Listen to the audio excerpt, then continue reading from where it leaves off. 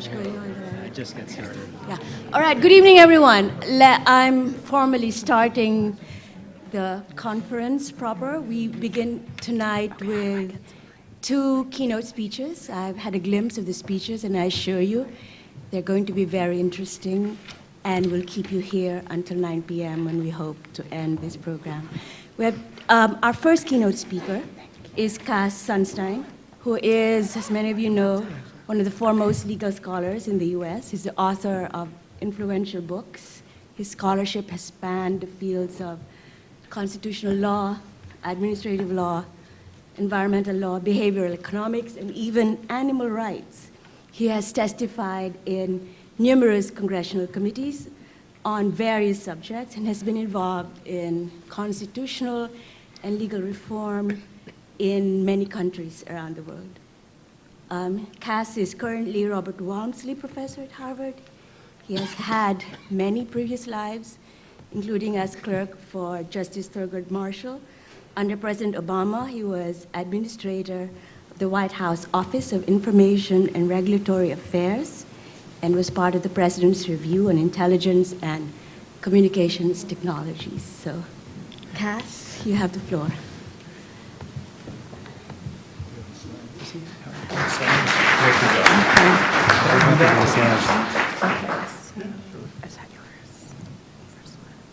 Maybe they'll be right there. Okay, thank you so much for inviting me and for almost having the slides correct. Almost. There we go. You can see slides. Let's see if they work. They work. Okay. It's an honor to be here. It's moving that this is the 50th anniversary of FOIA, and I'm extremely alert to the fact that the expertise in this room and on the panel overwhelms the expertise of the person at the podium. There's people in the room who've spent years or decades on FOIA, and I have spent months on FOIA, not as an academic, but as an occasional kind of demi-practitioner. A few qualifications before we get to the heart of the remarks. Qualification number one is that while I worked in the U.S. government, and I'm by marriage, I'm an in-law of the U.S. government, I guess, is that the right word?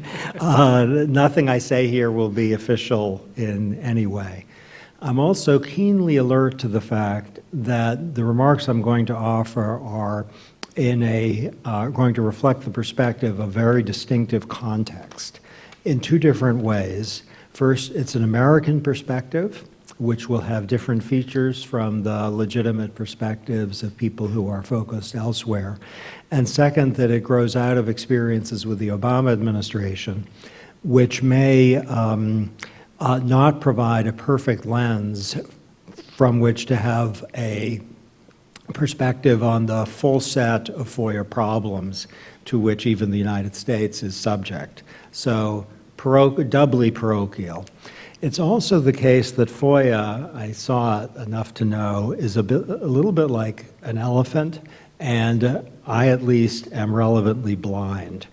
That is, I can touch the kind of hindquarters, and there seems to be something kind of thick and strong there, and there are other places that are a little bit soft, but there are places that are, at least by these hands, entirely untouched. And I'm hoping that the full elephant will start to emerge in the process of the conversation, but you're just going to be hearing a little bit of a piece.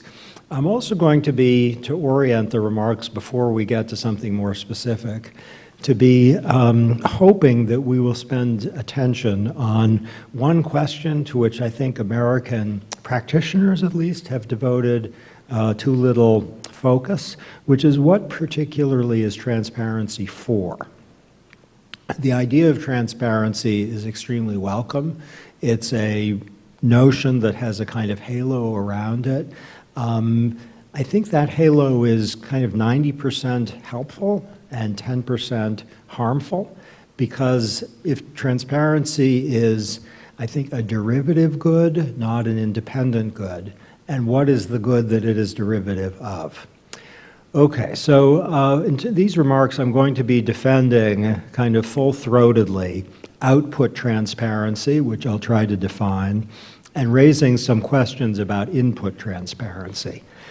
If either of these is important, it's the first. It's the full-throated defense of output transparency. The questions about input transparency are, I think, a necessary ingredient in FOIA thinking, but secondary to the full-throated defense. The line between output transparency and input transparency, I'm going to acknowledge right now, is real, but in some contexts, less clear than most lines are. And there are many FOIA questions that aren't really output transparency or input transparency questions. So keep, if you would, those points in mind. One thing I'm going to be suggesting is that abstractions about openness, the word legitimacy, and the conception of transparency as valuable for its own sake, as an overriding value, are maybe politically helpful, but in terms of getting the analysis right, not good. So this, I hope, is a provocative point. Our analysis of FOIA should focus on the actual consequences and fall within the category, that is to say, of welfarism, what makes people's lives better, and should not be focusing so much on words like legitimacy. There's going to be a four-part structure, pretty simple. I'm going to kind of track the Obama administration's perspective on transparency and FOIA, speaking here as, at the time, a participant, now as an observer. Then I'm going to say something about the importance of output transparency, talk with some questions about input transparency, and say something about the future. Okay, so here's a finding from Nobel Prize winner Amartya Sen. No famine has ever taken place in the history of the world in a functioning democracy. How many here know that? Good. Not everyone knows that. Please sear that in your mind. That's important not just in itself, but because it tells us something about the welfarist effects of transparency. The reason is that democratic governments have to win elections and face public criticism, and so have strong incentives to undertake measures to avert famines and other catastrophes. We tend to think of famines as a natural phenomenon having to do with food shortage. It's not so. Famines are a product of the relationship between food shortage and human action. Once a food shortage of the devastating sort is on the government's horizon, and it's democratic and there are elections, the human action is going to prevent mass starvation. We can think of that as a metaphor for the potential effects of sunlight in avoiding human distress. So President Obama in 2009 had these words in a memorandum, a historic memorandum. A democracy requires accountability, and accountability requires transparency, quoting at that point Justice Brandeis saying sunlight is the best of disinfectants, and endorsing FOIA as the most prominent expression of a profound national commitment to ensuring an open government. These words get a little smaller, but they are as important as the ones that were bigger in the earlier side. There's a presumption in favor of openness, and there are kind of blocked reasons for confidentiality, which include official embarrassment, revelation of error or failure, or because of abstract or speculative fears. There's an insistence on acting promptly and in a spirit of cooperation, noticing that agencies are servants of the public, and everybody really who works for the government has to adopt a presumption of disclosure. Here's something interesting, which maybe to the FOIA specialists, which probably include the majority of people here, is known, but it's in a way a promissory note, which I hope the future will deliver on, which is that specific requests from the public should not be necessary for disclosure. The government should act with the modern technology at its hands to do so voluntarily, not wait for a request. The Office of Management and Budget in 2009 followed the President's memorandum by insisting that agencies must take prompt steps to expand access to information to make it available online in open formats. What this means is that there has to be disclosure consistent with the Federal Records Act and publication in a timely fashion. Delays should not be viewed as an insurmountable consequence of high demand. Okay, now we're getting to action.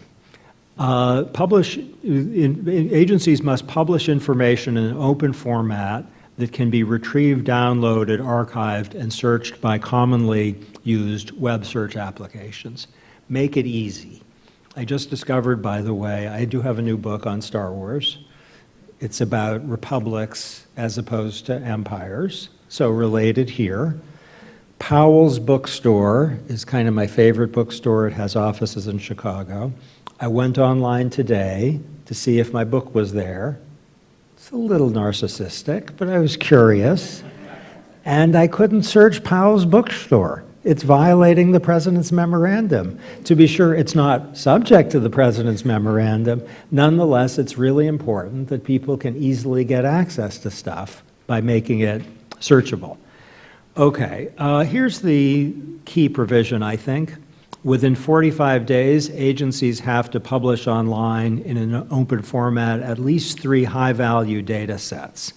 It's worth thinking what high-value data sets are, but think of this as you would, if you would, as do it yourself, don't wait for a request for anybody. Think of high value as an invitation, which OMB tries to specify a bit, to figure out what actually matters to people, what's important to get online. The Obama administration followed the Open Government Directive and initiatives by helping to spearhead the Open Government Partnership. Do you all know about the Open Government Partnership, OGP? Okay, this is also something that has had material impacts on transparency in dozens of nations. I think it too can be seen as a promissory note for what was discussed at dinner, which is the globalization of openness. Okay, here's some stuff from the U.S. National Action Plan, the most recent one, October 2015. It gives you a hint of some things that might be built on. To help prospective students and their families, there's going to be a new college scorecard, which gives people comprehensive data at what's happening at U.S. Post-secondary institutions, so that people can make decisions that may, in fact, alter the course of their lives.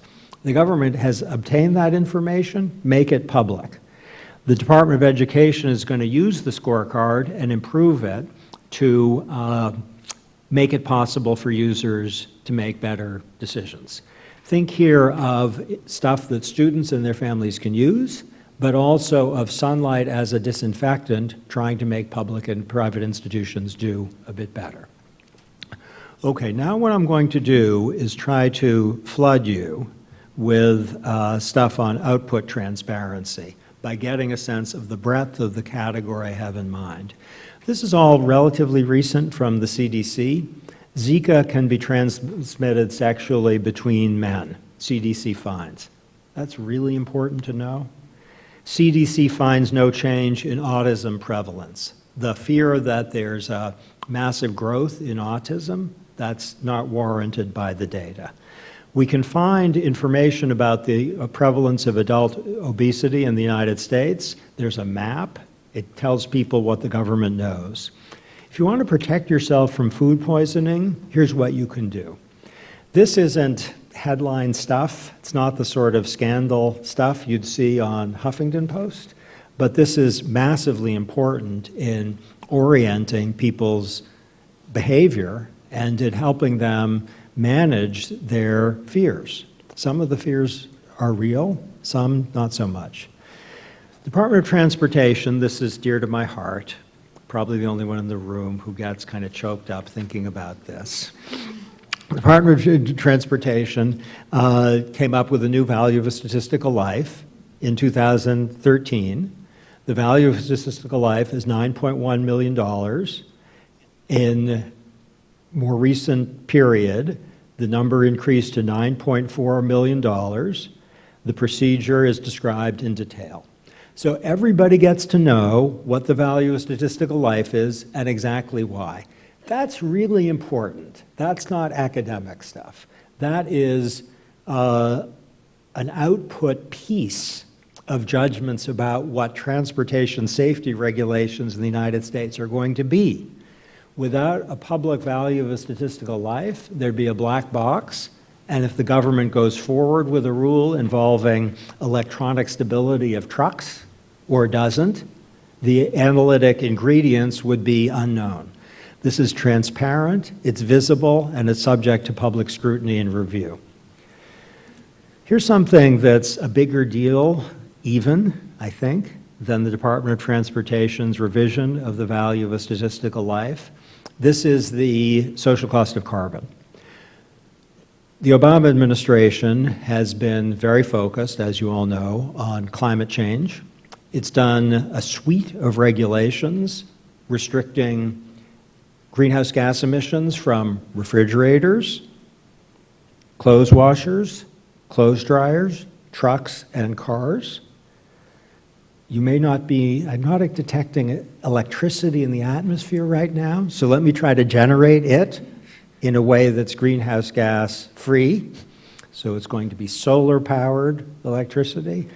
This is crucial material because what the United States is doing with respect to greenhouse gases is not determined by politics or by opinion polls.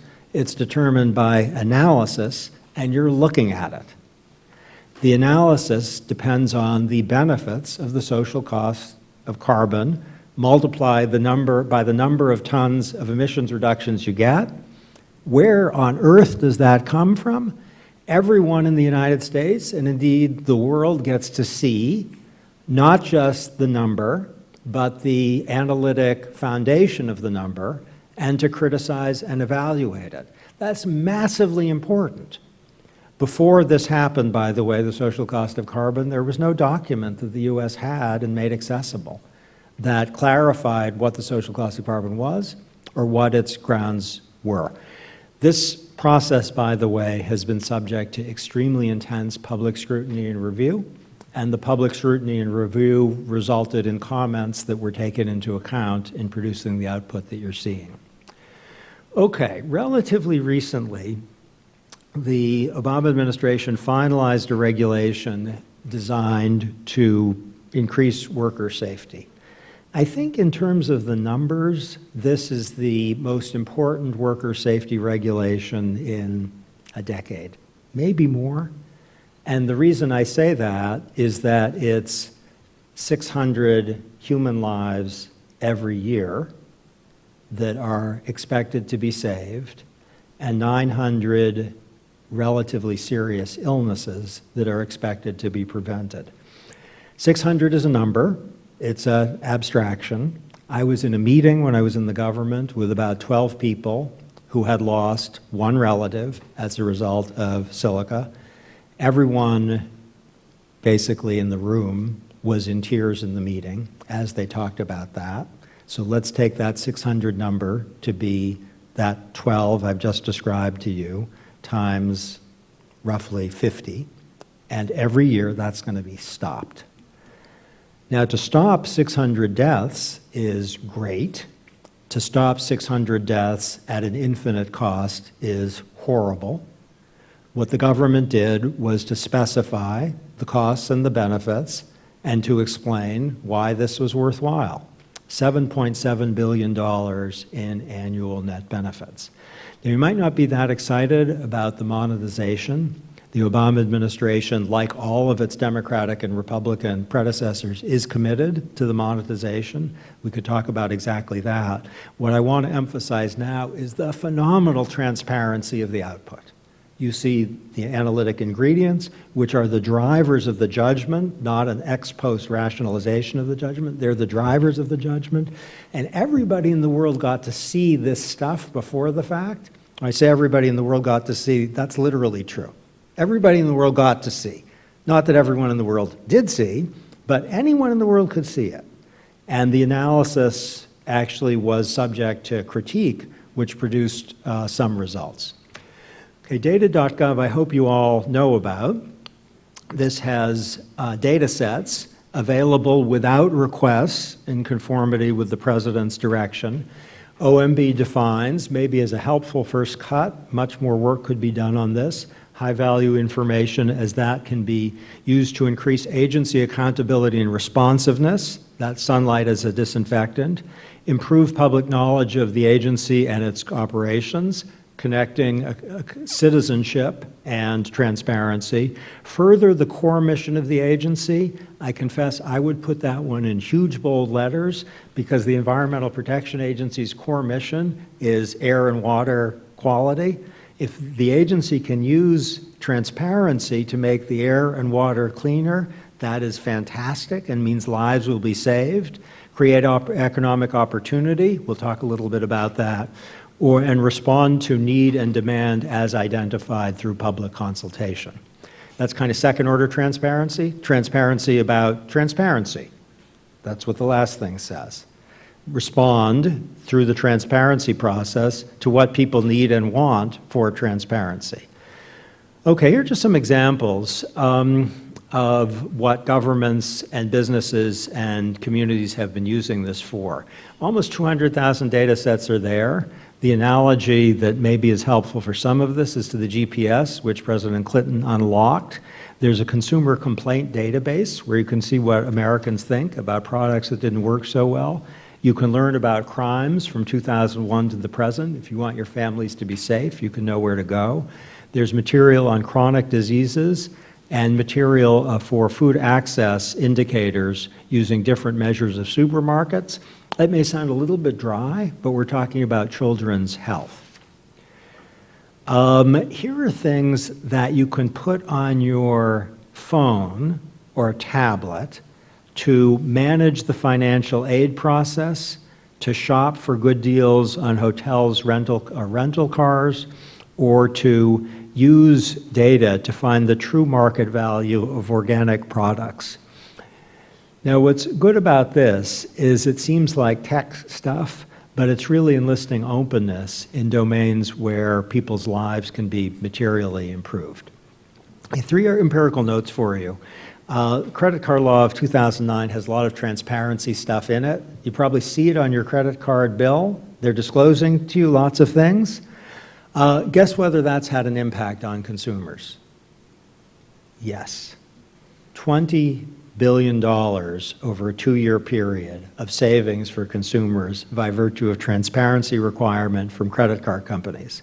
Recent data suggests that calorie labels, which are now going national as a transparency initiative, have had significant impacts not on thin people. They don't care whether the baked goods have 400 calories or 200 calories. They don't need to care. They shouldn't care. They're not losing weight. But on people who have obesity problems, both men and women, we've seen significant decreases in weight because of the calorie labels, both men and women. It's working. The toxic release inventory is an old example of sunlight as a disinfectant, where Congress, as you may know, a number of years ago, called on companies, directed them to release to the EPA information about their toxic releases. This was a bookkeeping measure. The result was one of the most successful environmental programs in American history, because no company wanted to be one of the dirty dozen in its state. Significant decreases in pollution produced by a transparency requirement. Okay, regulations.gov is a phenomenal website. If you're not spending at least half an hour a day on it, please start tomorrow. It's great because there is fantastic output transparency. If the government proposes a regulation or finalizes a regulation, you can see it and you can see the foundations for it. You can even see the comments on it. Okay, so here are two reasons that output transparency is important. I think academics disparage the first and properly underline the second. Transparency of output provides people with information that they can use in their daily lives. A GPS, information about airport security lines, safety information about car seats and food, or much more. If the government has that information, let people know so that they can make their lives better. Accuracy and accountability are kind of twin concepts, where the idea is if the government is doing something wrong or making a mistake of fact, transparency is a terrific corrective. I'll tell you what in government was my biggest surprise. There is a cliche about the public comment process, which is not in the great Strauss casebook, to my knowledge, though it is in the Sunstein casebook, the cliche. And the cliche is that the public comment process is kabuki theater. It's not real. What's real is the meetings with the interest group and the stakeholders. The public comment process, that's a show. Said by a tremendous academic and one-time public official, Don Elliott. The cliche in my casebook, I'm one of many co-authors, but I'm going to blame myself entirely because I inserted it. The cliche is completely wrong. It's kind of fancy, sophisticated falsehood. The public comment process is massively important. You saw regulations.gov. That has comments that come in. People pore over the comments. Because there's transparency about the proposal and its rationale, you get suggestions that the thing is wrong. You attend to the suggestions, and the thing gets better. That's the accuracy and accountability point. The public comment process is an extraordinarily important, I would say crucial, safeguard against government error time and again. This is a tribute to our friend Brandeis and sunlight as a disinfectant, but I think even more fundamentally to the great Friedrich Hayek, who had only one tremendous idea. Sorry to the Hayek enthusiasts in the room. He had many really good ideas. He had one world historical idea, and that is that knowledge is widely dispersed in society. No government official or no group of government officials is going to know what the public knows. Hayek loved markets for that reason because they aggregate dispersed information. The regulatory process, when it's working well, and we can expand it to the policy-making process generally, takes on board Hayek's point, not just in being resistant to government commands of the sort Hayek despised, but also in eliciting dispersed information to try to learn what the government doesn't know yet. Okay, here's some really big problems about a lack of output transparency. Serious imminent health risks that are not disclosed. Thinking of Flint, Michigan? I don't have a particular account. I don't know enough about the details, but if people are getting sick because of information that the government hasn't provided to them, that's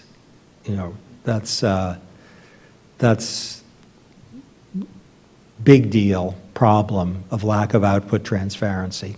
Useful information not disclosed about the costs of care at hospitals, information that government has about its own failures or imperfections. And notice here that we're talking both about citizens as watchdogs, maybe the social cost of carbon is too high, and as citizens as consumers or choosers. Shouldn't people know what the government knows about hospital cost and performance? Why should that be hidden? Okay, having said all this, surely it's the case that the outputs that should be put online without a request have to be useful to people in some way. The fact that, let's say, the head of OMB on his Fitbit went 500 steps rather than 100 steps, That's not important. There are many things that happen in government that aren't useful to people. Note that in figuring out what should be put on, we're probably implicitly using a welfarist calculus. We're thinking, at least implicitly, about costs and benefits. The costs skyrocket in the face of a risk to personal privacy or to national security. I think the note on surveillance, transparency, and Snowden I'm going to leave a little bit cryptic, but as a recognition of the need for some sort of welfarist calculus. Okay, now we're going to get to territory that I expect will be more disturbing. I don't expect unanimity in the room about what I'm about to say. Input transparency. There's a picture of foreign policy. I wasn't in, that's the Situation Room. I wasn't in the Situation Room for foreign policy discussions, but that's the Situation Room. They're discussing foreign policy. It looks like. Secretary of Clinton's there. Probably a foreign policy discussion. There's a domestic policy discussion, almost certainly. There's Jason Furman, head of the Council of Economic Advisors. There's Jeff Zients, the head of the National Economic Council, and they're discussing domestic policy in the Oval Office. Okay, the budget deliberation process, which I saw, is not transparent. So you don't know what various people in OMB told the Department of Transportation about its budget request. You just don't know that. You don't know what the Department of Transportation argued to the Office of Management and Budget about. You don't know the content of those discussions. You don't know what these people, Furman and Zients, said about what the Department of Transportation requested. That's not public.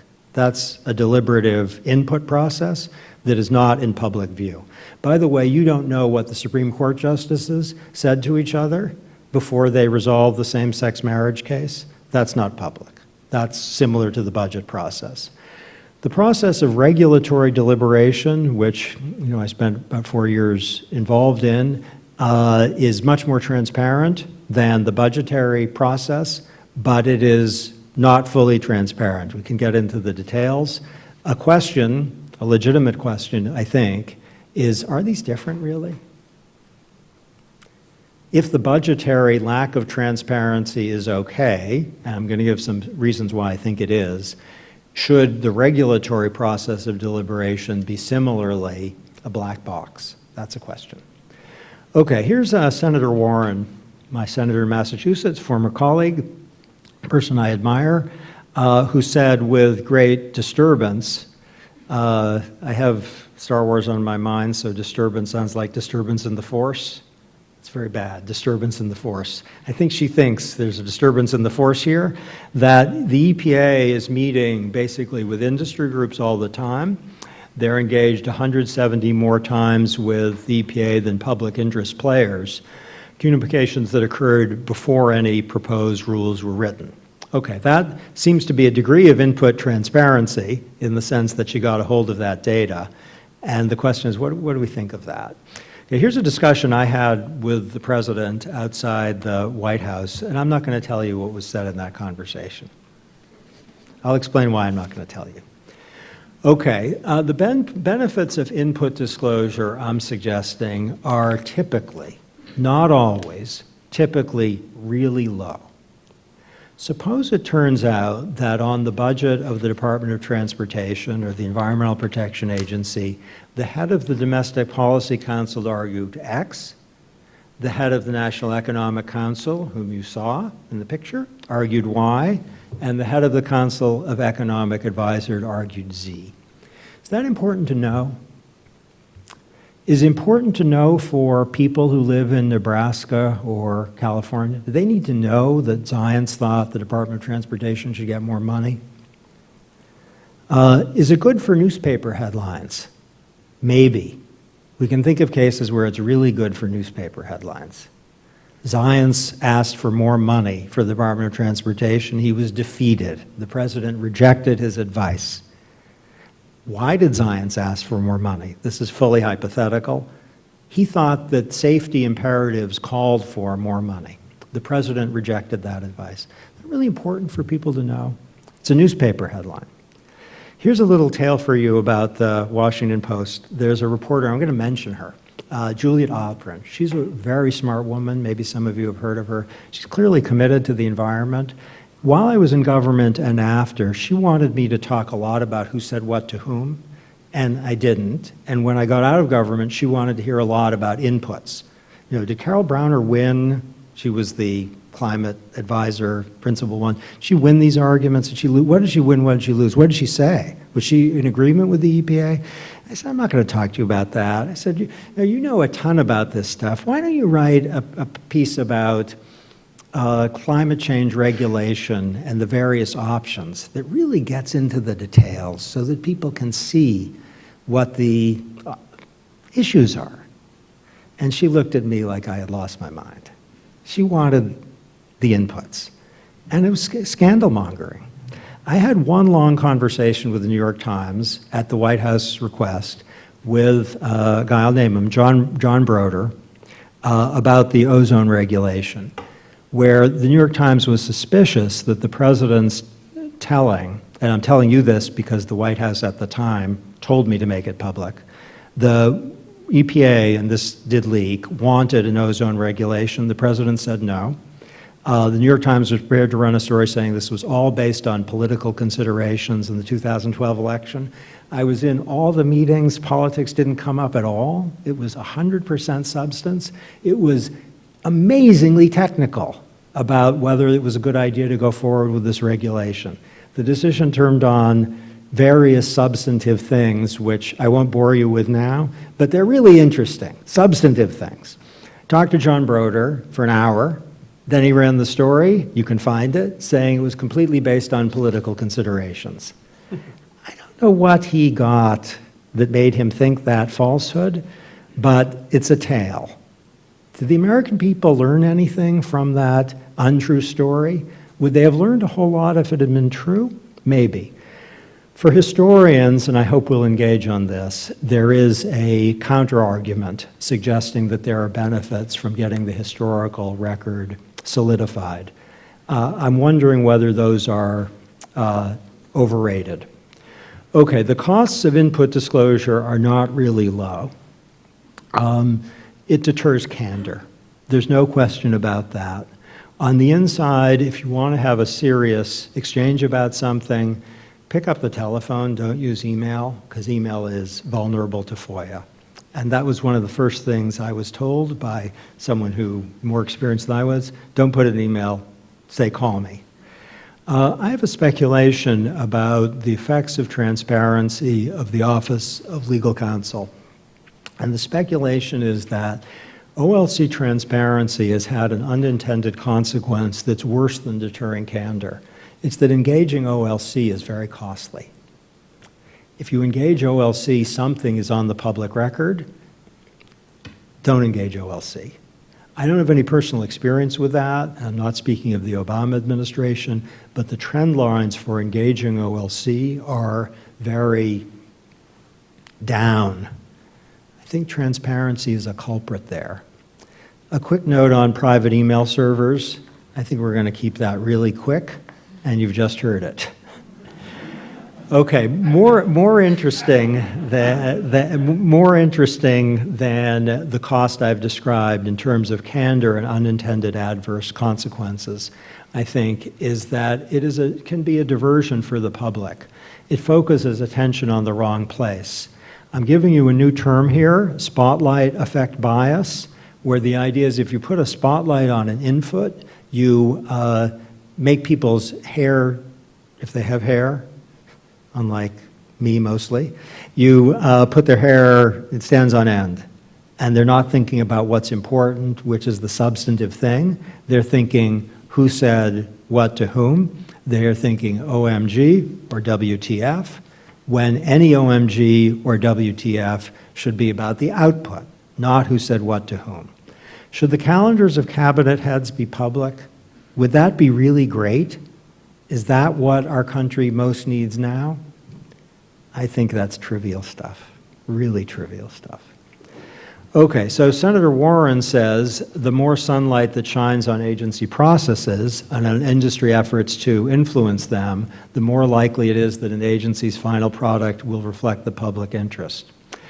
Disclose all meetings between agencies and interested parties. Well, maybe. But the idea that that's an extremely important thing to do, that is what I'm questioning.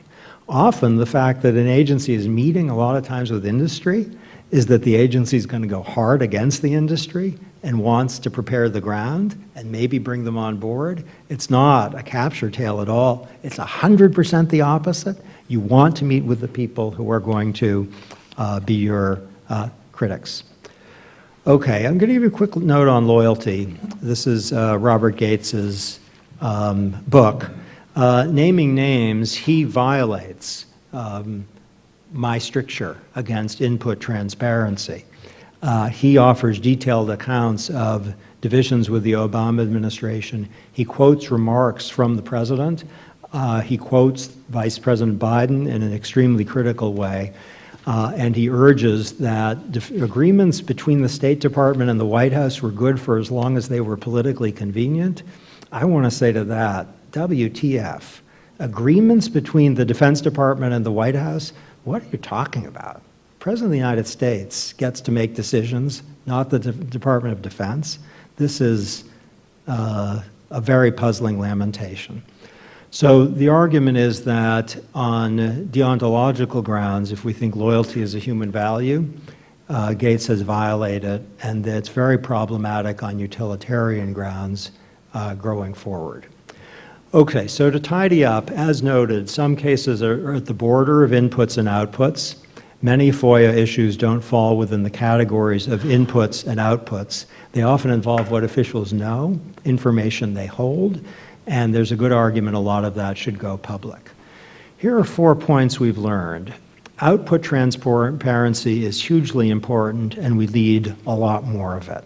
The open government partnership is massively promising. It should be a presidential priority.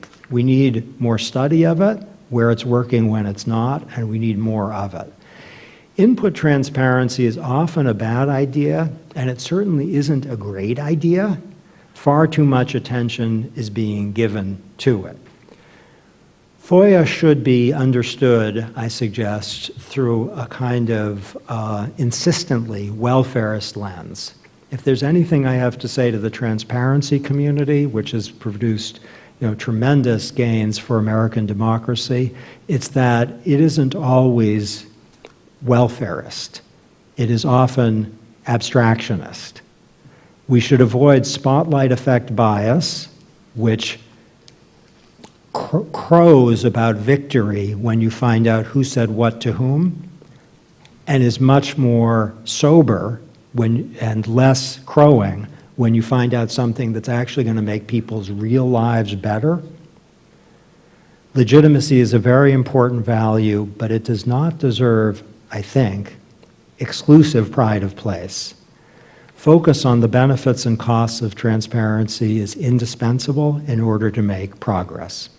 The fact that the Supreme Court does not disclose what Justice Breyer said to Justice Kennedy, that is not a problem for American democracy.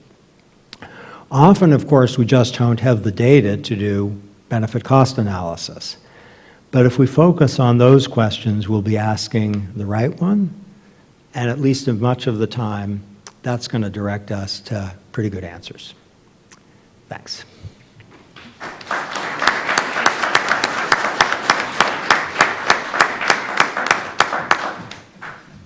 Thank you, Cass. I have a feeling that our next keynote speaker has some observations on what Mr. Sunstein has said.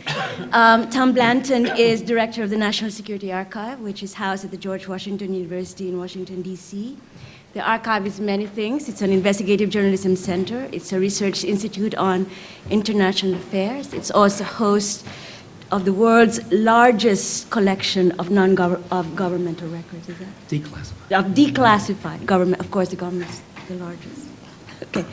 So, full disclosure, I'm a member of the board of the National Security Archive, which is the leading nonprofit user of the U.S. Freedom of Information Act. It's also a global advocate of open government and an indexer and publisher of former secrets. Tom filed his first FOIA request in 1976. That's how many years ago, Tom? 30 years College ago? dropout. Yes. You know, have to do something. When he was a weekly newspaper reporter in Minnesota. He hasn't stopped since then. Some of his FOIA requests have included documents that led to a subsequent lawsuit that forced the release of Oliver North's, remember Oliver North? Iran-Contra Diaries in 1990. Tom joined the archive in 1985 and has written books on such things as the Bush's White House email, which was nearly obliterated, if you remember, US nuclear weapons and the end of Cold War in Europe. He is a well-known and prominent member of what Cass calls the transparency movement. So, Tom Blanton, ladies and gentlemen.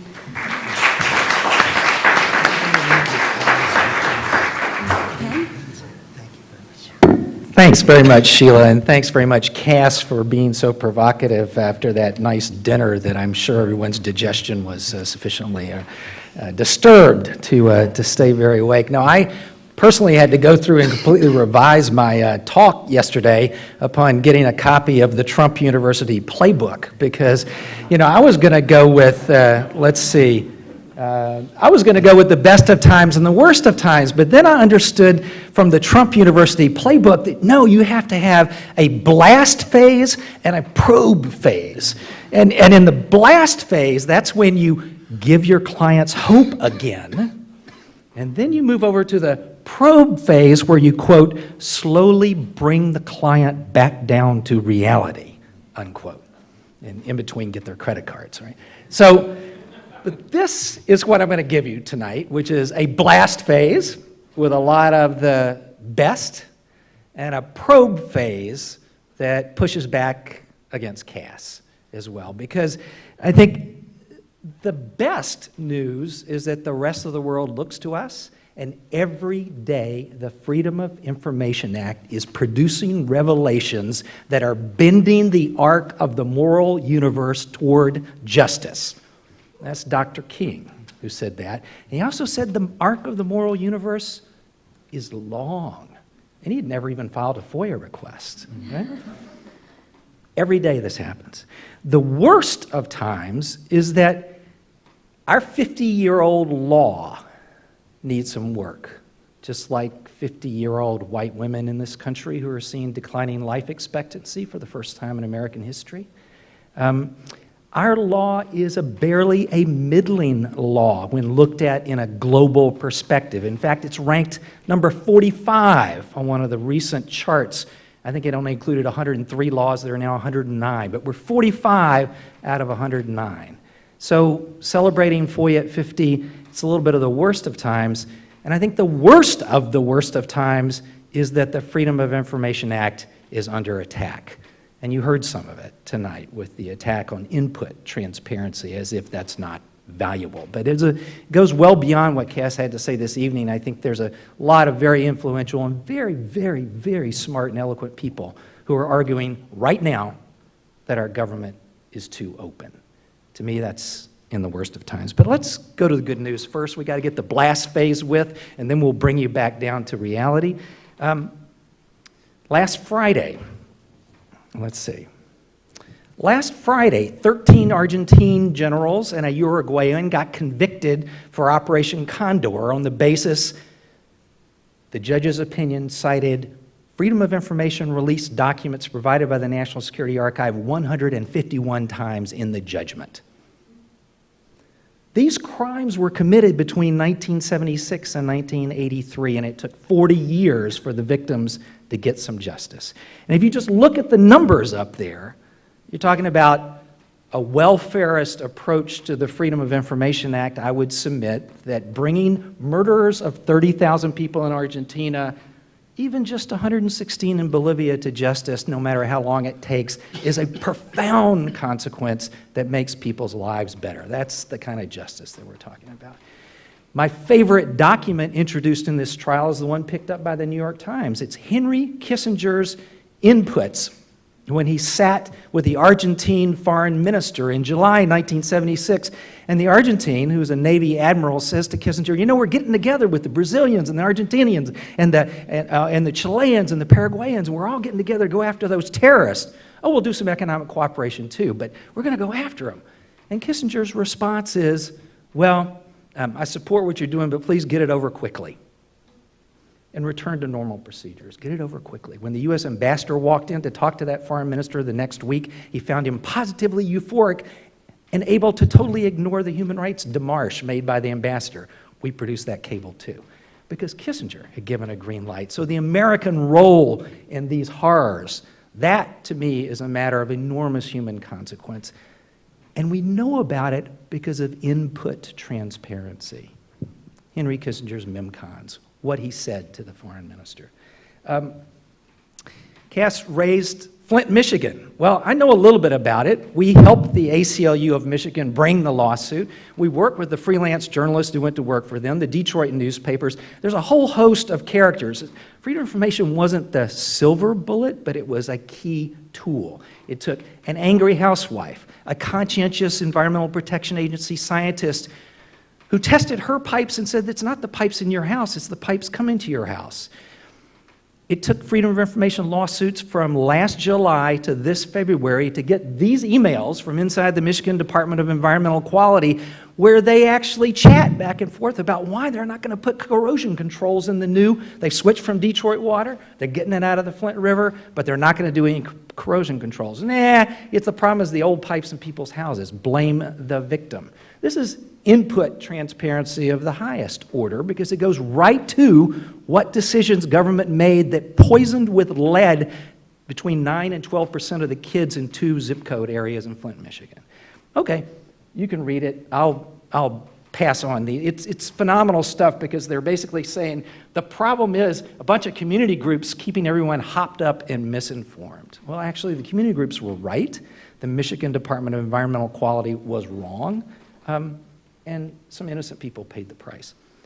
Transparency. So here's one of the real credits to what Cass was talking about with Obama administration transparency, but I have a little correction on his high value data set point, because this is an ultimate high data value set that now the Centers for Medicare and Medicaid Services are publishing. It's the prescriber database, what all the doctors who participate in Medicare Part D prescribe, which narcotics for how much, what's the patterns.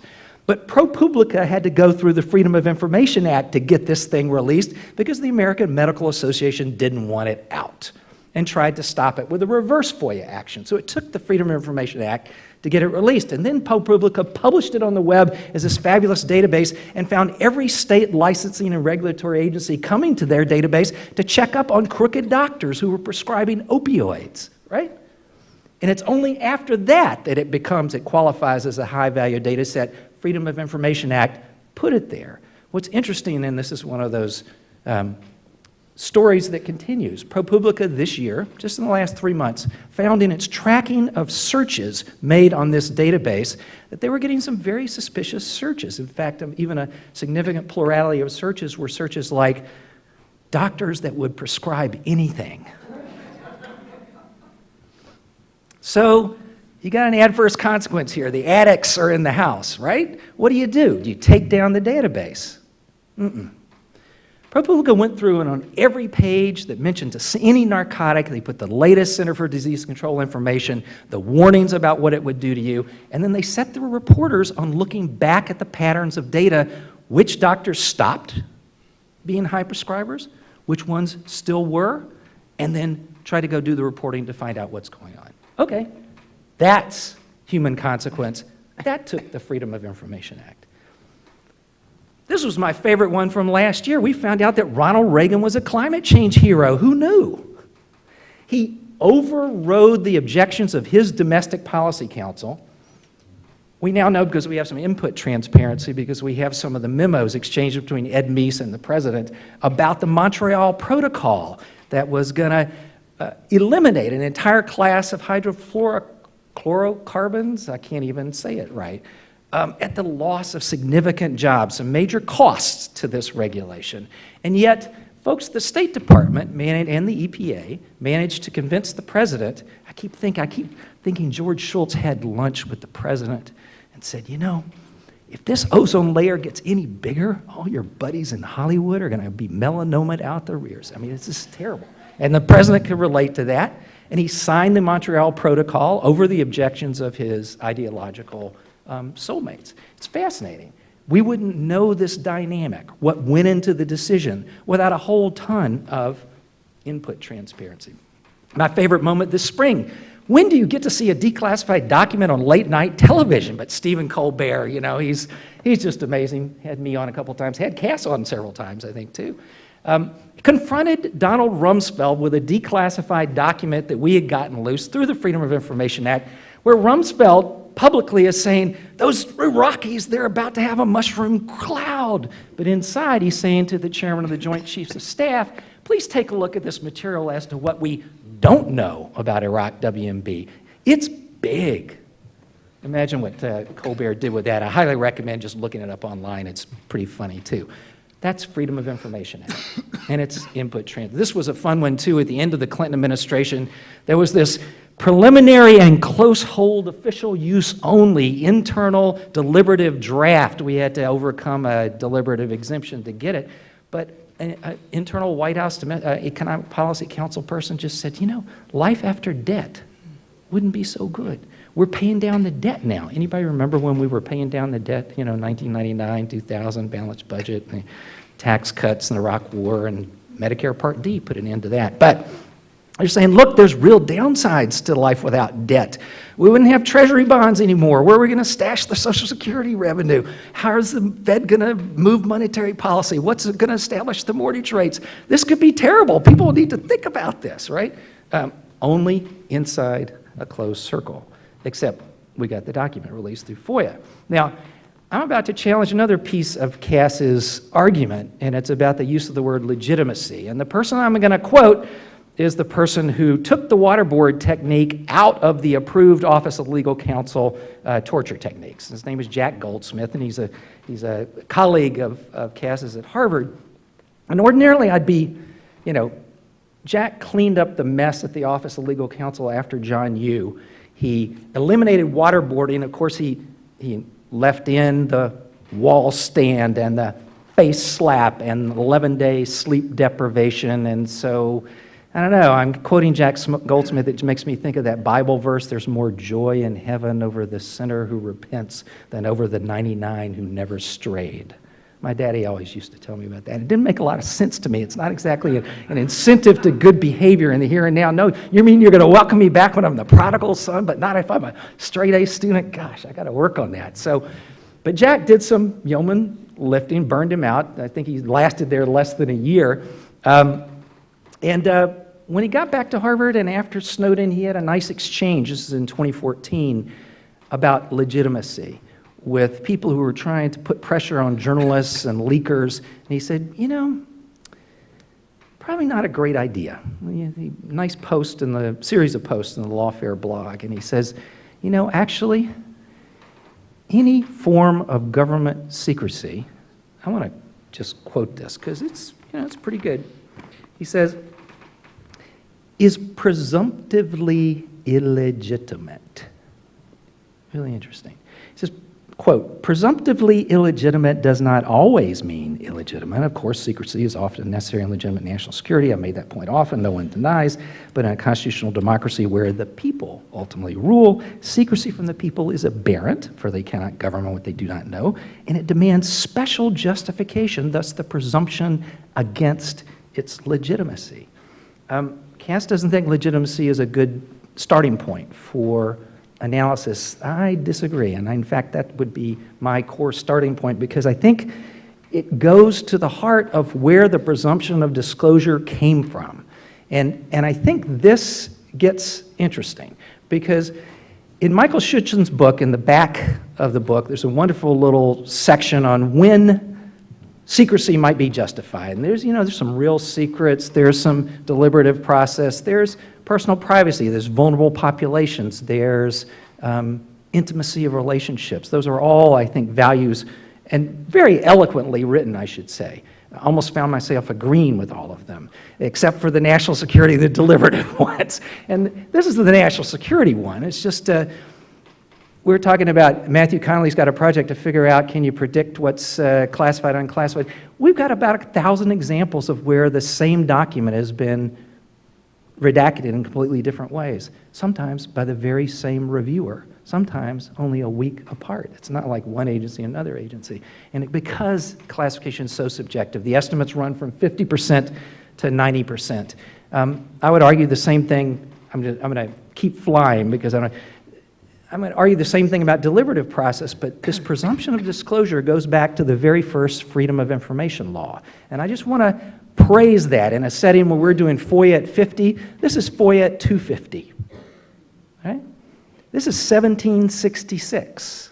This Finnish priest from a little town on the coast of the Gulf of Bothnia shows up in Stockholm in the Diet, and he's, kind of junior guy, and he's not very high class, and the bishops and the nobles are kind of running things, except all of his parishioners produce pine tar. It's the cash crop. It's a wooden sailing ships. You have to have pine tar to make keep the ships from sinking, to make the ropes hold together.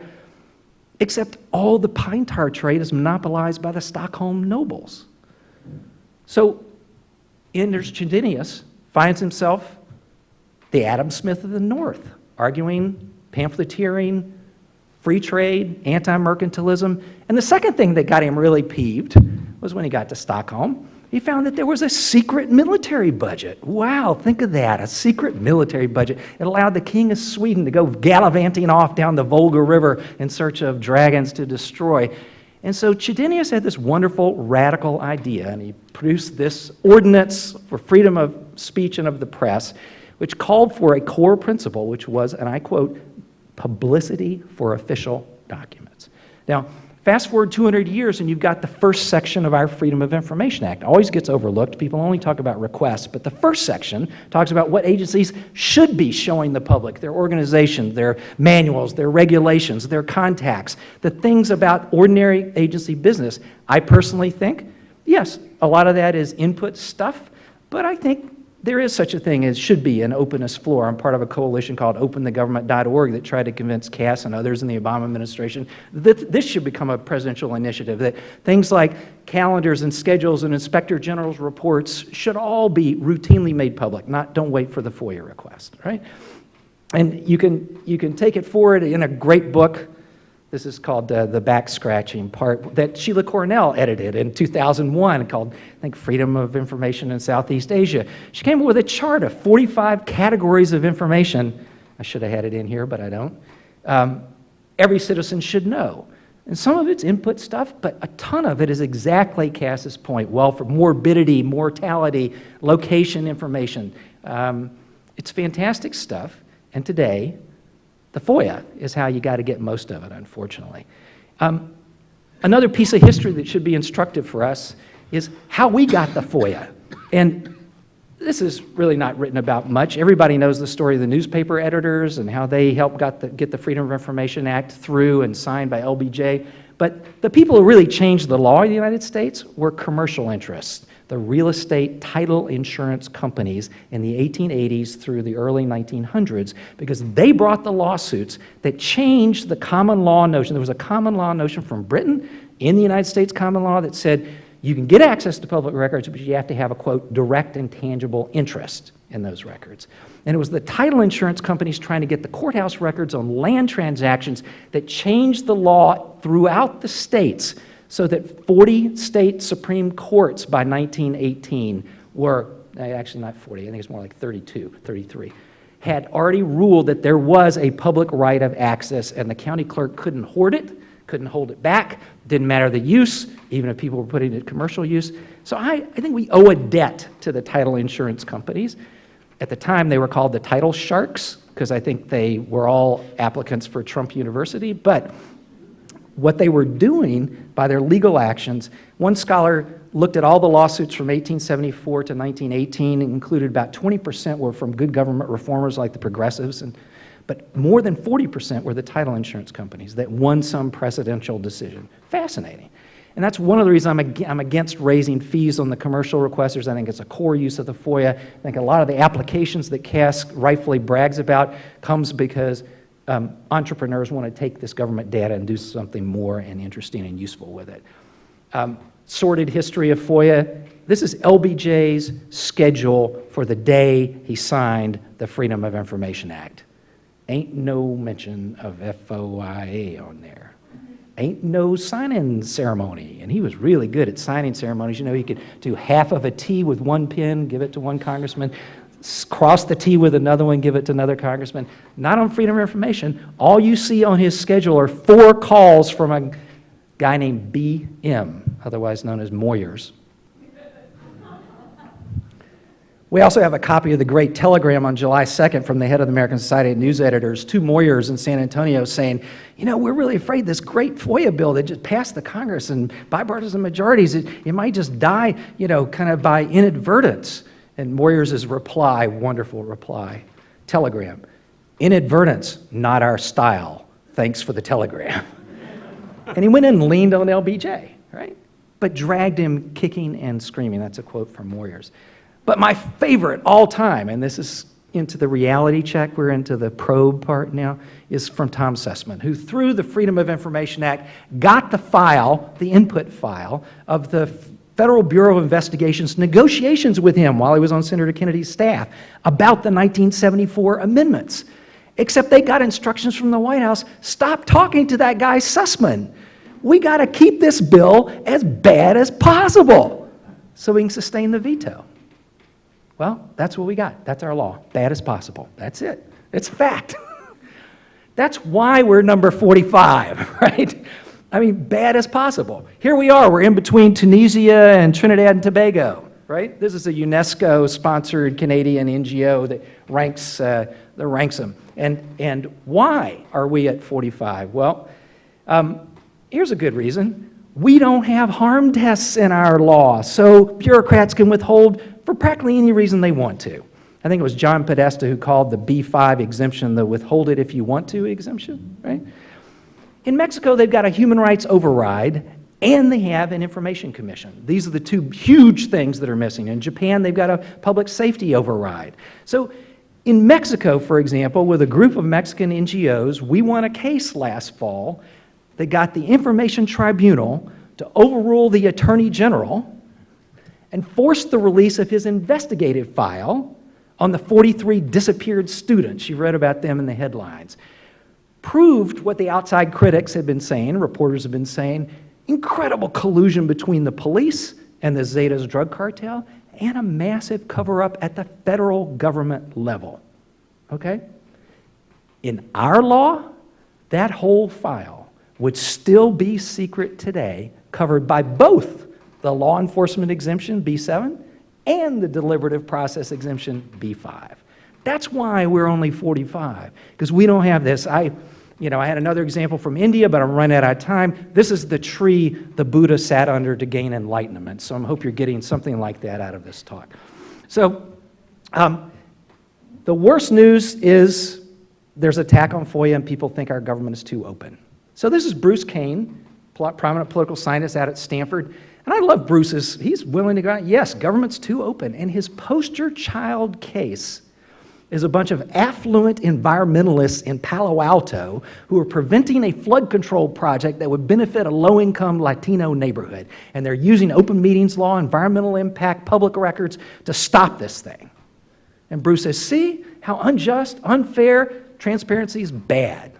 And I kind of want to sign him up for Netflix and send him a copy of the movie Chinatown so he can see what a closed system of water allocation and land use judgments can produce. Not just Jack Nicholson getting his nose slit, one of the most famous violent scenes of all time.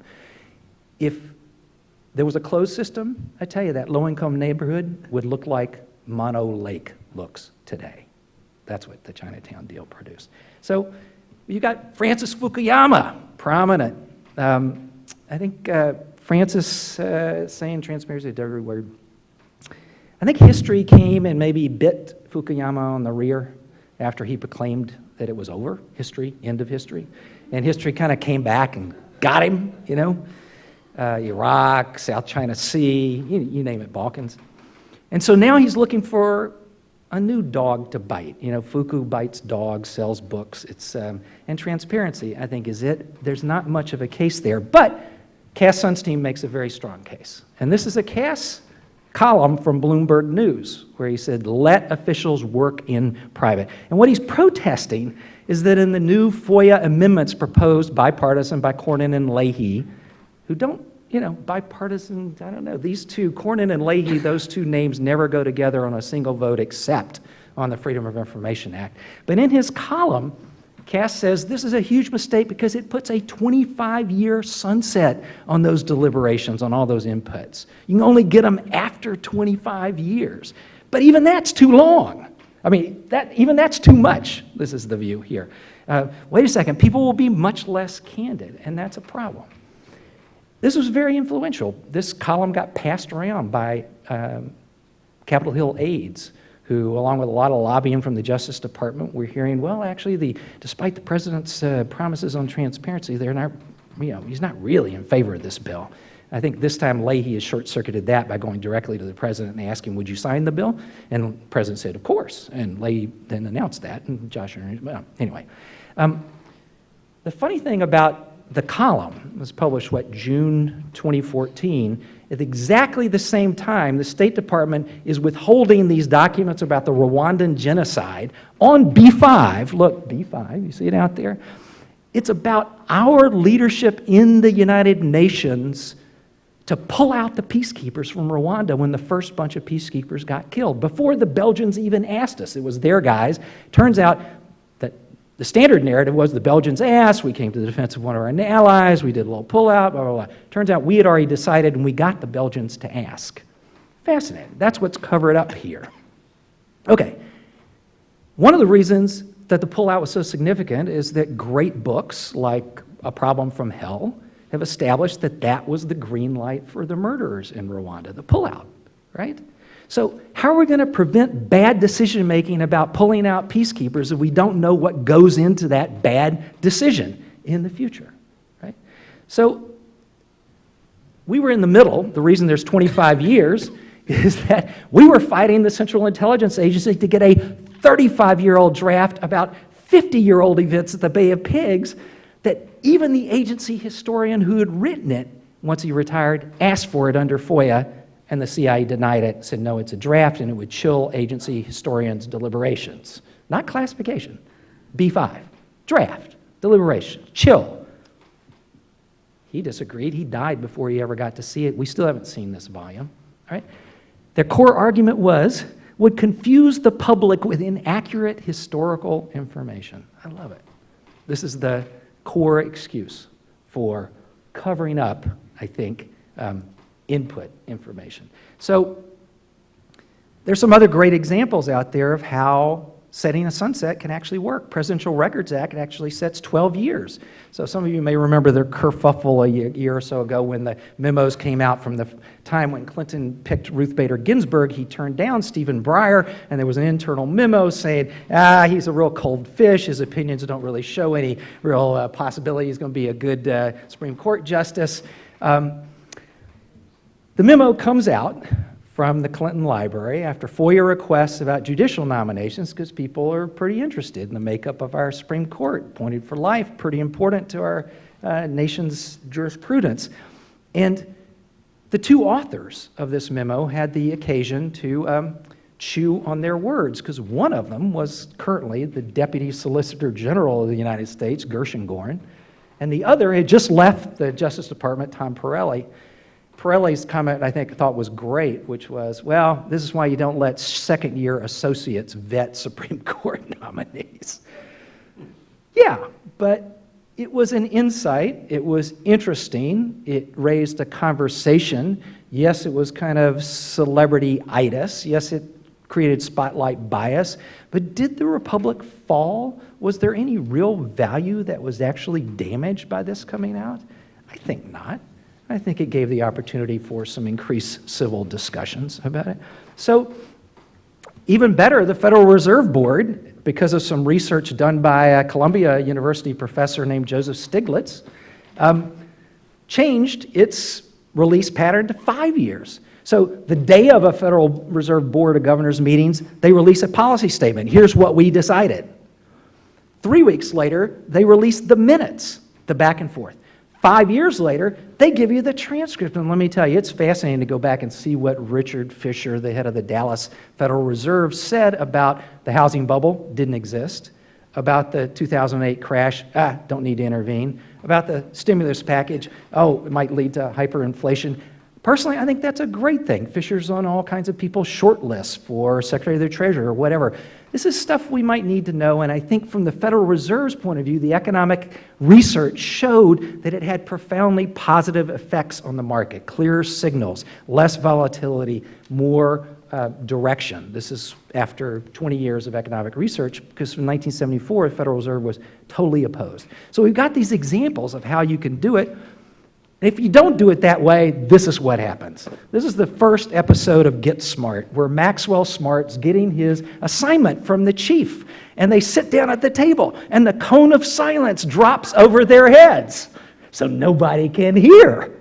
But what happens? The white noise in there is so bad, they're kind of, what did you say? What did you say? They can't actually hear each other, so finally, lift it up. Technician, it breaks. They can't actually lift the thing up.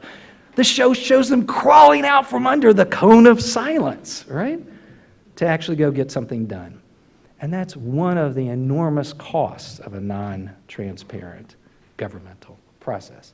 So, coming to the end, last week we had this argument over the table while we were eating our food, because Cass did a great article, very spectacularly, brilliantly argued, really eloquent about why we should not have labeling on GMO foods. That's not what the article said. Well, you said that labeling of GMO foods would be misleading, and therefore, net, you wouldn't be in favor of it. That's not what the article was about, Okay. Well, as I told you. okay. Fear, the core of the argument, let me be fair, was arguing, and I think accurately, that feeling disgusted is not a good basis for making public policy, because that is very prejudicial, and that is the fundamental basis of most consumer opposition to GMO foods. Okay, and that's a point well. Is that fair? What you said before was not accurate. Okay. What you just said was Glad to hear. I love the self-correcting process of transparency. But what I love is, so Bloomberg View is publishing this column, while Bloomberg News is filing a Freedom of Information Act request that gets the Food and Drug Administration report that shows that 100% grated Parmesan cheese sold by Target didn't actually have any Parmesan in it and was about 12% wood cellulose. Okay, I don't know. I kind of like more information. I think wood chips are kind of disgusting on my penne, but I wish there was time. I'm out of time. I've already been flagged. To talk about some of the other huge subjects that go to the worst of times and the best of times. One, how agency leadership and culture make all the difference on responsiveness to freedom of information requests. Two would be how we as requesters depend on the professional ethics of FOIA officers. One of the great lessons of the torture case, it wasn't constitutional checks and balances. The courts were mostly absent until Hamdan. The Congress was certainly absent. It was JAGs, military lawyers who had guts and ethics, who stood up and pushed back and restrained, right? Professional ethics are so key, and we don't pay enough attention, I think, to that inside government. The zero-sum resource challenge, our audits are what shows this. The green are the leaders, and the reds are not. This, even on simple things like, do you have a really good electronic reading room to post what you're releasing? You ought to. Have you updated your regulations since President Obama and Attorney General Holder issued their guidance? No, about half of the agencies had not even changed their regs until we audited them, and we filed FOIA requests with each of them. So, resource problems. So FOIA costs hundreds of millions of dollars. We'll talk about that tomorrow with Tom Sussman and his estimates. But, I look at this at 4 F-35s would cover the entire Freedom of Information budget.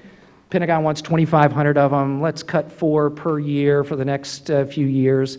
Newsweek headlined the F-35, the plane that ate the Pentagon. All right, yeah. I think we can address the resource questions. I would also love to talk about how the Justice Department won our Rosemary Award a couple years in a row for what it had done or tried to do to the Freedom of Information Act, but never did this litigation review. When Janet Reno did one in 1993, she overturned a 3-0 D.C. Circuit opinion that said the government could withhold the Kurt Waldheim Nazi file, and she took a look at it and said, what? Yeah, legally maybe we could withhold it, but we shouldn't. So let's release it. I like that. And this is really my clincher because it's the flip side of the deliberative process chilling. It goes to deliberative process being opened also deters bad behavior. It's my favorite moment. Kissinger with the Turks. Turks ask for weapons to come from NATO so they can kill some Greeks with them. The ambassador says that's illegal. Kissinger says, before the Freedom of Information Act, I used to say in meetings, the illegal we do immediately. The unconstitutional takes a little longer. Laughter. But since the Freedom of Information Act, I'm afraid to say things like that. Amen. Thank you, Freedom of Information Act. I wish we had done more to deter Henry. Thank you.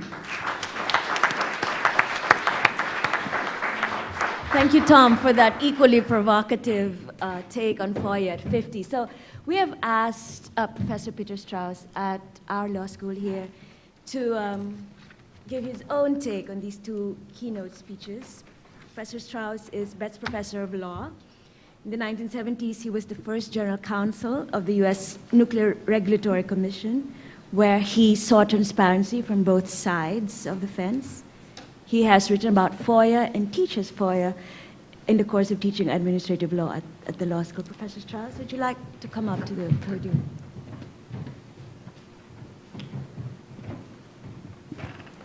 Thank you so much. So, good evening. This is an exciting event, remarkable speakers already, and it's unclear to me what I can add in 15 minutes in reply to the excitement and insight you've already received, but I will admit at the start to Cass that the Kabuki Theater quote is in our casebook. If he's not so expert about FOIA, well, neither am I. Most of what you've heard, and I think most of the discussion about the Freedom of Information Act this week, is likely to be about policy deliberations, national security, and journalists and journalist alter egos like Tom's center. And I'll come back to that. But what I want to start with is the reality that, as enacted, FOIA is not predominantly a tool of journalists. It was presented as if it would be, and we tend to criticize it and its failures as if, well, it's the problems journalists are having, and it's just that. In the dinner remarks, a mention was made, I think, by David, of this wonderful article, FOIA Incorporated, by Margaret Quokka, in volume 65 of the Duke Law Journal, and if you don't know it and you're interested in reading law review articles, well, that's a stretch. You ought to see it, but basically what she has to say and what is the case is that the great bulk of Freedom of Information Act requests are filed by individuals and by corporations having nothing to do with the exposure of scandal or learning how our government works. Partly, journalists are discouraged by the continual delays and non-responsiveness of agencies. That's there. It's in part, I think, a product of the resource difficulties that agencies encountered. But it's mostly commercial and personal uses. Here's a slide I put together. Oops, sorry, it's not that one, it's this one. of the uses of exemptions over time. And what you'll see is that the biggies are exemption 6, that's private privacy, exemption 7C, that's also privacy in a prosecutorial context, and 7E.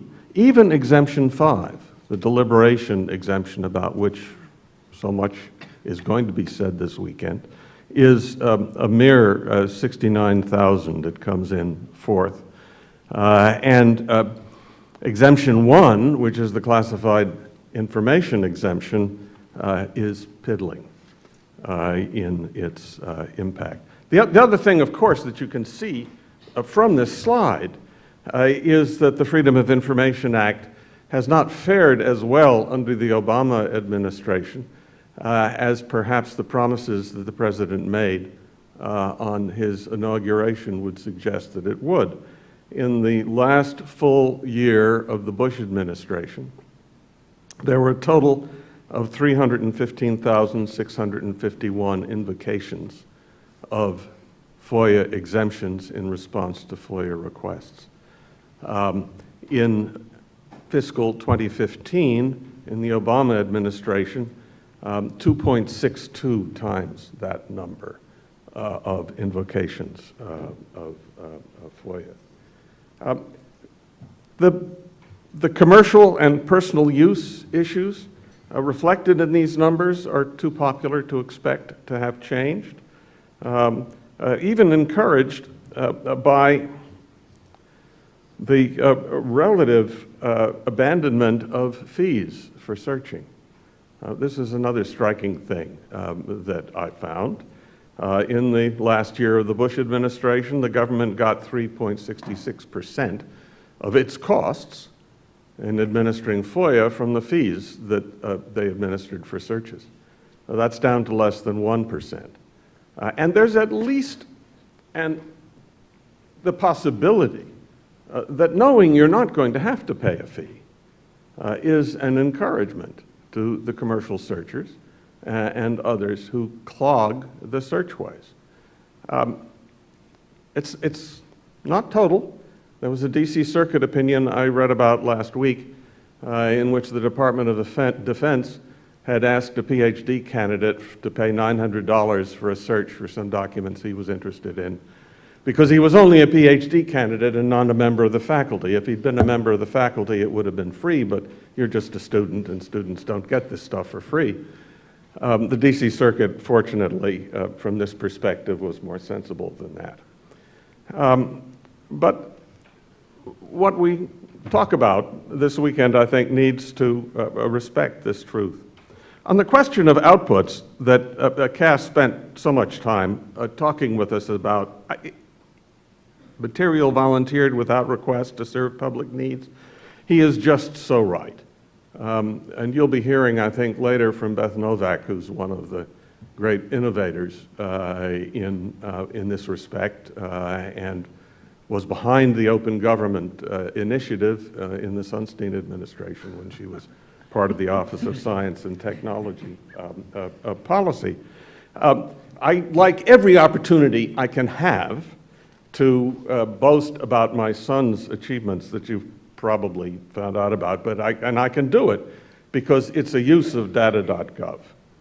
You may have seen these web demonstrations of just what will happen if the sea warms if the atmosphere warms by 6 degrees centigrade as opposed to 2 degrees centigrade. This is to the city of New York. That could only be done because the Geologic Survey and NOAA data were available on the web and available for free for Ben to download and use with his programmers to produce information like this. It's just an extraordinarily a valuable resource for the public. The resource I think we want to be most concerned about this evening, and the source of those charts that I showed you a few moments ago, is FOIA.gov, which is a terrific window into the administration of FOIA. You can go and search through all the reports online It takes 3 or 4 seconds to produce a report on some subject about which you will be interested. It takes a bit longer to put them together, but still. So here's one on that I guess we're all aware of, the differences in processing costs between 2008 and 2015. I've showed you the difference in fees collected. You can see that total FOIA staff has not advanced by nearly the same percentage as processing costs have advanced. And that's a product, whether it's for F-35s or not, I couldn't say, but that's a product of the government's general financial straits. And one of the questions that one obviously needs to ask in thinking about, well, shouldn't there be more resources for FOIA, is, well, what are the other choices that are available to us in spending the limited amount of money that government has?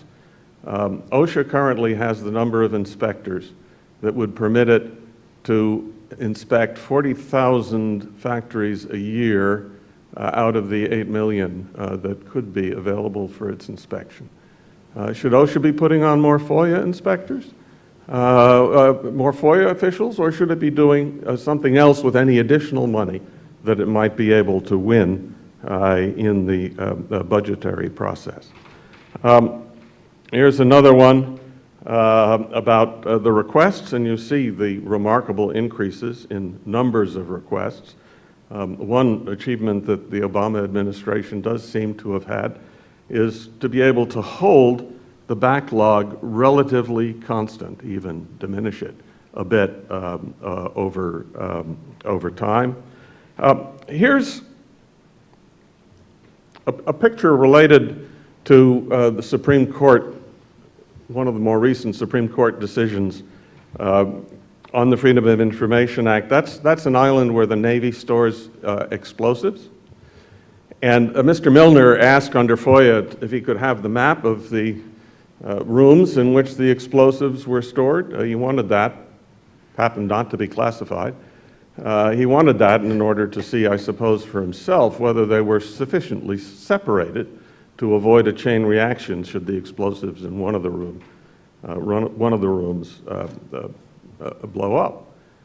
That's why the separation exists, why the map exists. And the government used what was its habitual use at the time, the second exemption, on matters of interest only to the government agency. And the Supreme Court said, in what to me remains a remarkable opinion, that that was unavailable, 8-1, that this was only about human rights, human resources decisions, and not about things like this kind of map, which were only of interest, only of proper interest, to the Navy. So what do you get?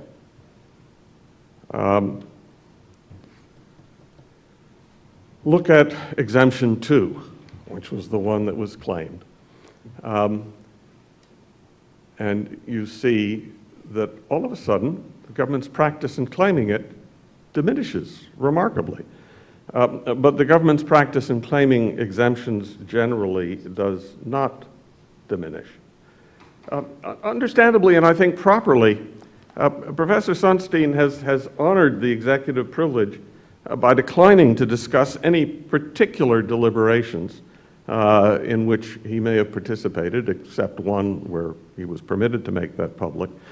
And persuasively, he's arguing in another place that the executive branch is much better placed than courts or Congress to resolve today's difficult science-laced issues, such as the social cost of carbon. And I think he makes that argument extremely persuasively. But in the particular context of the office that he administered, in my judgment, to accept that the executive branch is the most knowledgeable branch and better able to assess complex factual issues leaves a bunch of other questions on the table.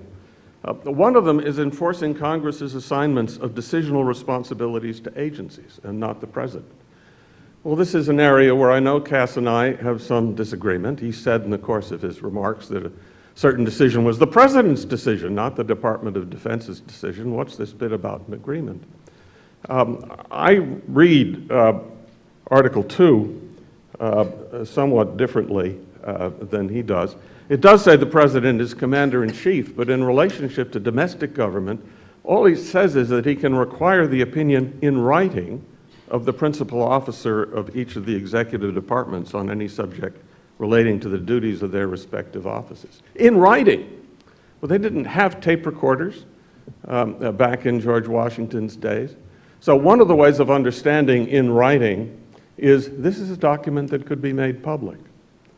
Oral conversations, well, they would occur, they were not going to be preserved, but the holder of the office could say, here's my opinion, presumably subject to some form of executive privilege, but at least possible that Congress could reach out and get it. And indeed, one of the things that is clear about the Freedom of Information Act is that it is a congressional tool. Congress is specific in the act that it provides no basis for refusing information to Congress, but the activities of organizations like Tom's and ordinary citizens arm congressional oversight in a way that even the expanded congressional staffs of the present day would be unable to do.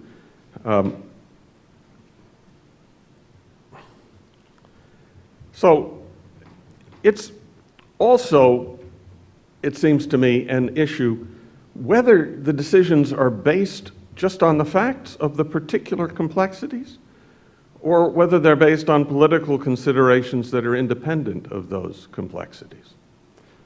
And whether the decisions result from a wholly internal process, and all of the events that Cass was describing were discussions within government, or whether they result from, at least in part, the influence of participants outside the government, that is to say, private lobbying.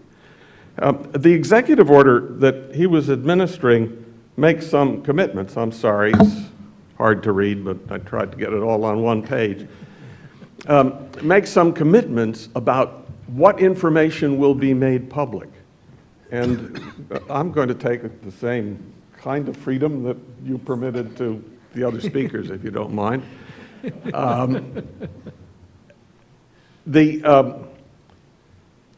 It makes some commitments about the kinds of documents that are to be made public. It's an executive order within the government. This is law.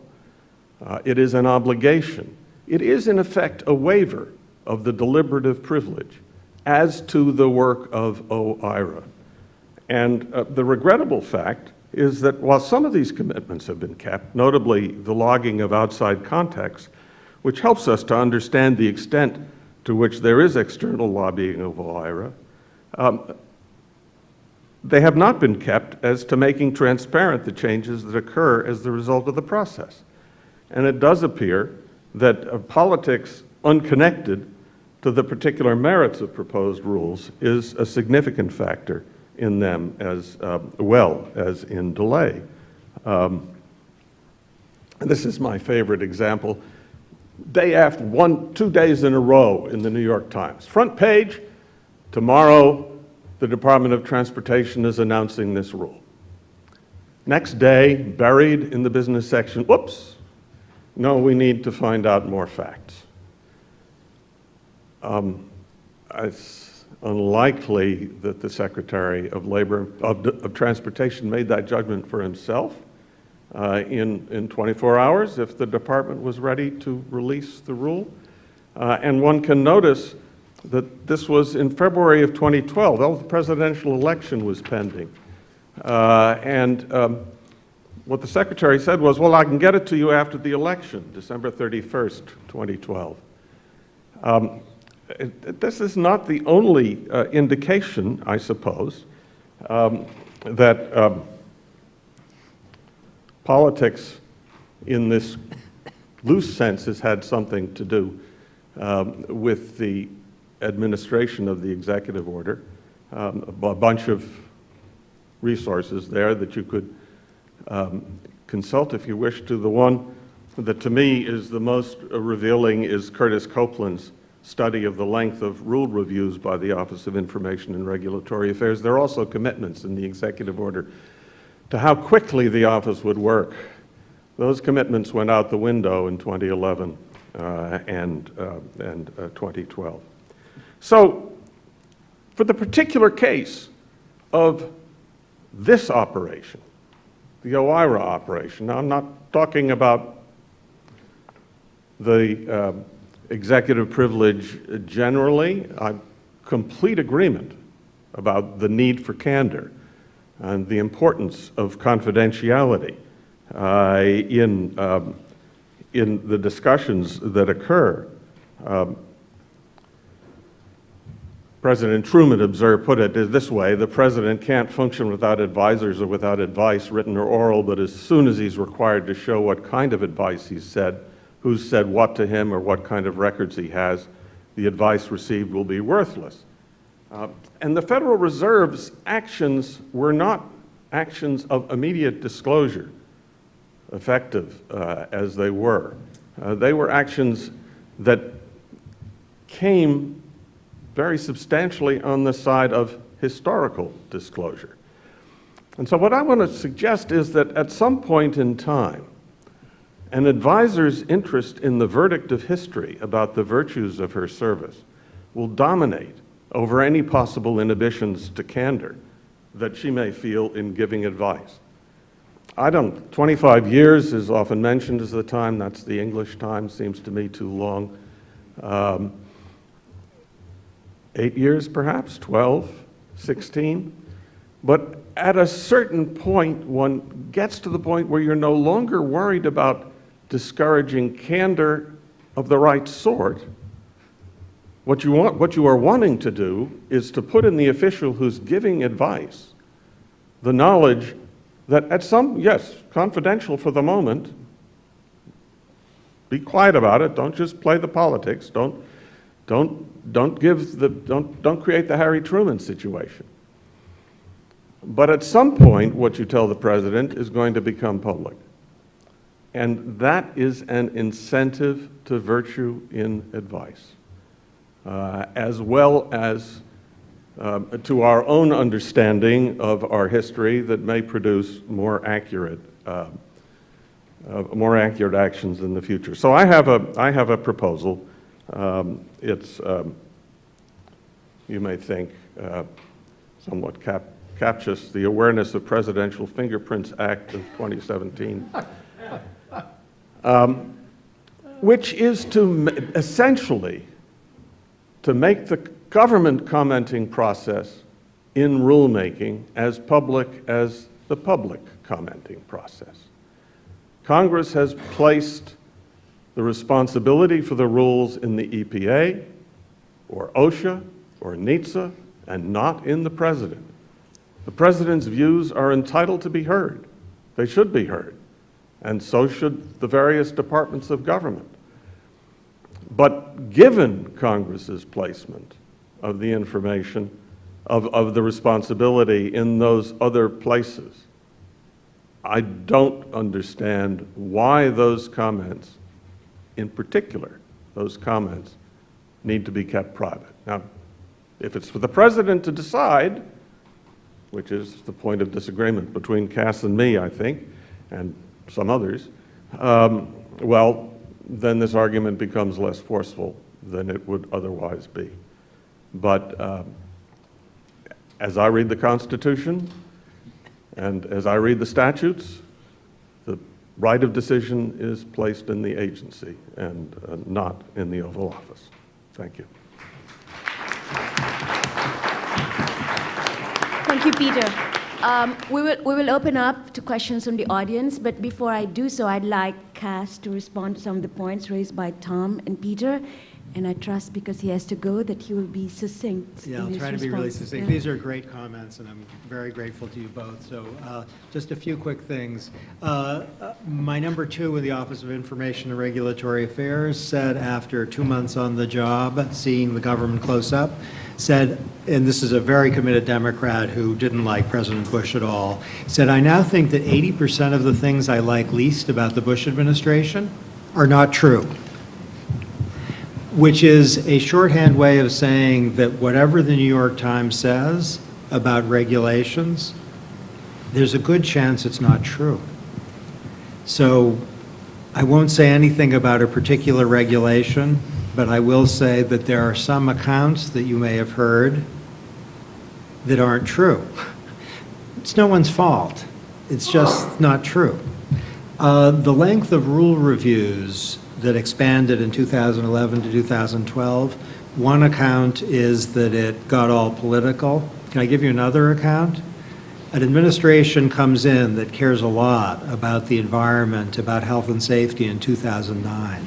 There's a lot of stuff that was kind of stuck in the system under a Republican president. That stuff gets out. 2011, the economy is under very severe pressure. The unemployment rate is really high. Businesses are struggling, large and small. You know who that hurts? Workers. The intensity of scrutiny in any administration, you don't have to be Republican or Democrat, there's going to be interest in making sure you don't make mistakes like the one that guy is making. You don't want to disrupt speakers or economies. So there's that. I think I'll go from there to directly to Tom and say that we agree on 2 extremely important things, which is the immense importance of agency culture in promoting transparency. That point he made, kind of lightly, and I would put it in bold letters and an exclamation point around it. You don't want to depend on courts and whatever you think of the legal process and the exemptions to get the administrators excited about getting stuff out at the top. That's crucial. Also, we very much agree on the high-value data sets and the fact that that direction from the president needs to be respected. So there's something exciting here, I think, for the next president. There's a program for an executive order or memorandum which would ramp things up in a direction that would quite help people. One thing that I think I don't know if it's a temperamental difference or what, difference of sensibility. The idea that it's very important to figure out, or it's important enough to find out that Tom Pirelli thought that Breyer was a cold fish, or that someone in the Reagan administration didn't like the Montreal Protocol, but the president did. That leaves me cold, really. Maybe now am I showing myself as a cold fish? I think Tom Pirelli got a little embarrassed there. He's a great guy, I know him. He was a kid lawyer. I agree with Tom that that's not a terrible thing that happened. Is that a good thing that Tom got that embarrassment? Maybe strained his relationship, if he has one, with Breyer, made him feel like an idiot. I think that's a little cruelty to Tom Pirelli. Suppose we got the name of someone in the Reagan administration who opposed the Montreal Protocol. Reagan did the right thing, by the way. The Council of Economic Advisors on cost-benefit analysis pressed that thing really hard. Good for him. It was good to do. Someone made a mistake. I don't know. Guy's probably old now. If it's a woman, she's probably old too. Ed Meese. It's Ed Meese. Is he alive even? He's alive. He's alive. He's an old guy. Bless him. He worked for his country. He did a lot of good things. He tried his best. Okay. Where Tom has a very forceful point, and I want to think harder than I did in the remarks about it, is, let's say, in cases of corruption or illegality or immorality, it is the case that input, let's say a firm input black box would prevent disclosure of corruption, illegality, or immorality. We share a view that that's not right. So what do you do about that? There are 2 kind of global views that seem wrong. One is to say that because there can be corruption or illegality, that inputs, open up inputs.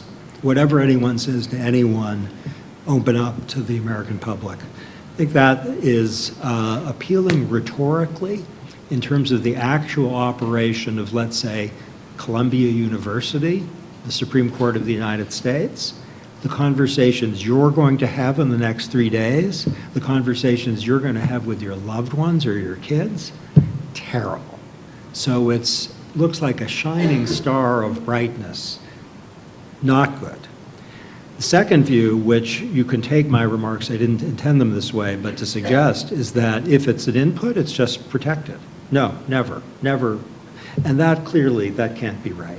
So the question, this is a nice challenge for us all, is to figure out how to uncover corruption, immorality, or illegality without doing the two courses that don't seem right.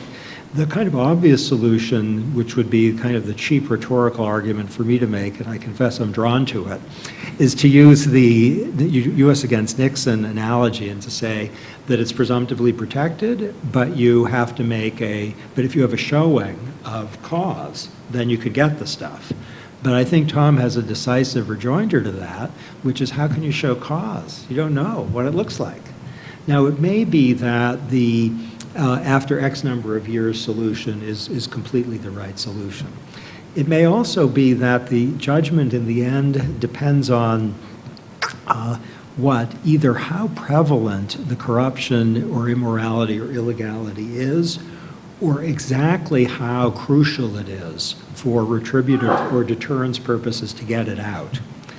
I'm not a big retribution guy, I confess. Deterrence, yes. Those forms of transparency that end up saving children's lives, that's when the Freedom of Information Act seems to me to be a completely glorious thing. Those forms of transparency that make a former Secretary of State look venal, probably it should be out, but I think that's not what we should be living for, really. It's the kids' lives. Thank you. Yes, I see a hand raised already. Do we have a microphone? Yes, please say who you are and also be succinct in your questions. My name is Mina Bernstein. I'm a reporter for the New York Times, and I just want to note that you have several times said that the New York Times was wrong. You can't believe what you read in it necessarily. And essentially you said, believe me. I won't tell you the details, but believe me, which is there's sort of an echo of someone else that we hear these days, believe me. We don't know who Who are you speaking of? I was actually speaking of Donald Trump. But in any case, the welfarist approach, isn't that essentially saying, let the executive decide what is good for people? And why should the public not trust that the newspaper headlines, which you spoke of rather dismissively, are actually the best, imperfect of course, but the best vehicle for telling people what they in fact need to know? Okay, so I should say I love the New York Times. It's my favorite newspaper, and I trust it much more often than not, and I trust it more than any other newspaper. So there's that. On welfarist grounds, the idea that you defer to the executive judgment about what gets public is an utterly indefensible position. So the executive is properly constrained by the Freedom of Information Act. I'm all for the Freedom of Information Act. The President's memoranda, which go both exalt and go well beyond the Freedom of Information Act's legal requirements, I am completely for them. I was there when they were done, and I was one of a very large group of people who was enthusiastic about that. So Freedom of Information Act deserves a 50-year celebration that is international, and this is really big deal stuff. It saves lives and it imposes accountability, so it's great. I I meant to emphasize as the welfarist theme output transparency, which includes accounts of what's dangerous and what's not. If the government isn't telling people that it knows that X is dangerous, where X might be salt or sugar, and it has there's something about tobacco, that's a scandal. Go for it, New York Times. The idea of believe me and not believe the New York Times, there's hardly anything I would say that about. I can think offhand of only one thing that I'd say it about, and it's ozone. The ozone regulation, I was there. I mean, maybe you don't believe me. John Broder, who's a great reporter, he clearly didn't believe me.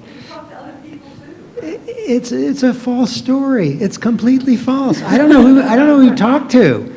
I was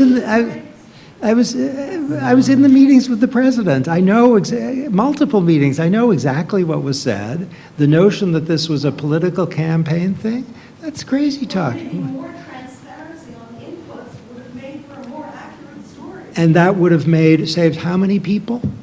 That would have helped how many small businesses? Okay, suppose we laid it all out. I actually did, but suppose everyone laid it all out there. Suppose the president had spent 3 hours with John Broder. Probably wouldn't have believed him. And then we had an accurate story in the New York Times about the deliberations that led to the president not doing the ozone rule. Would that have been good? The ozone rule at the time would have been the most expensive regulation in American history. It would have had to have been followed probably by law with another ozone rule in a relatively short period of time. The net benefits of the rule as it was contemplated by the EPA, guess what the net benefits of the rule were? 0.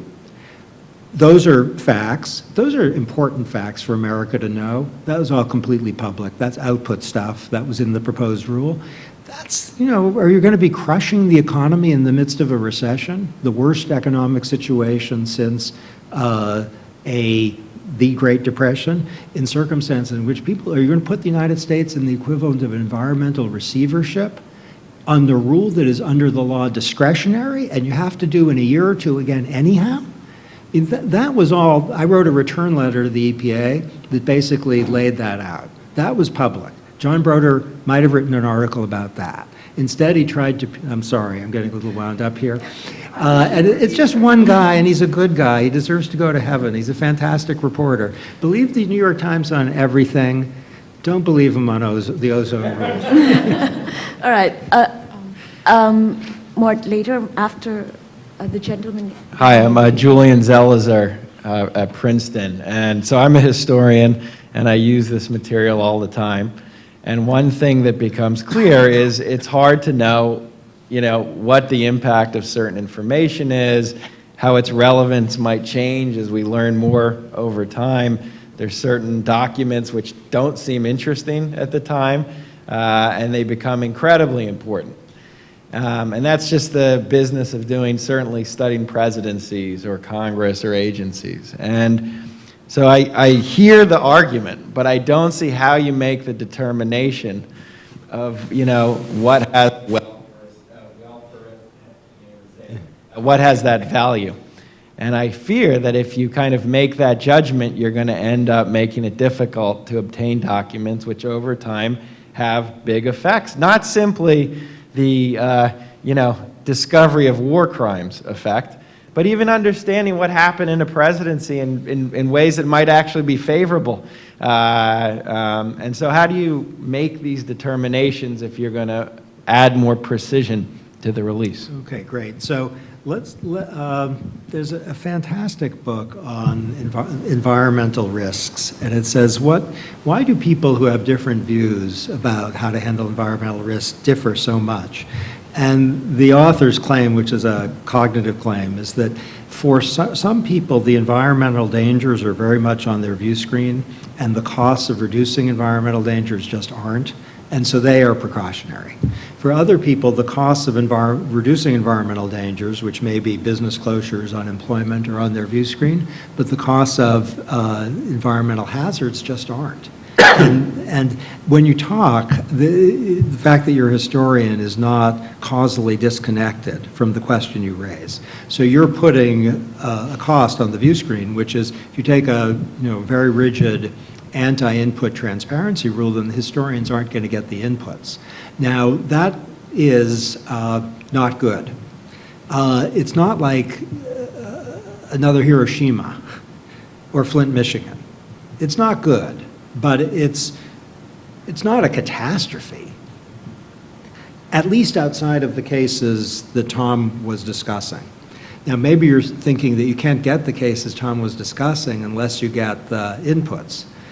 But if you get all the inputs, then you create all sorts of unintended terrible consequences, including an absence of any kind of public record ever, where the conversations are just never documented. And that is one effect of FOIA, no question about it, that people talk, call me up, don't put it in writing. That's not good. Now, the OLC example I gave is worse than that. It may be a diminished role for a very important institution because of the transparency. I think the way of making progress on policy is to think about things like, 5 years, 10 years. Maybe I was wrong in saying that the 25-year thing isn't sufficiently protective.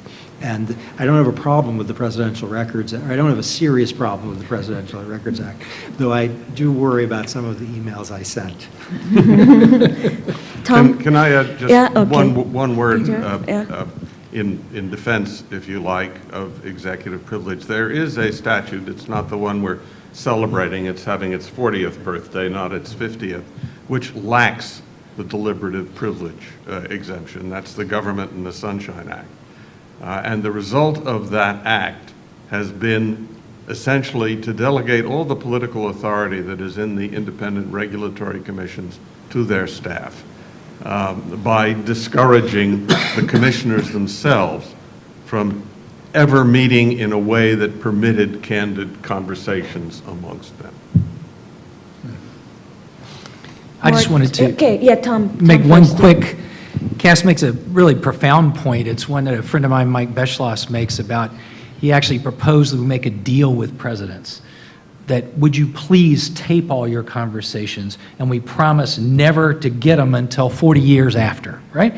Because then we might actually know what we know about, say, Johnson or Nixon, and he really regrets that, and he wants to make that deal. But then, does somebody have cause? Does somebody go to prison? Does evidence not be on the record? I mean, then you get into those problems.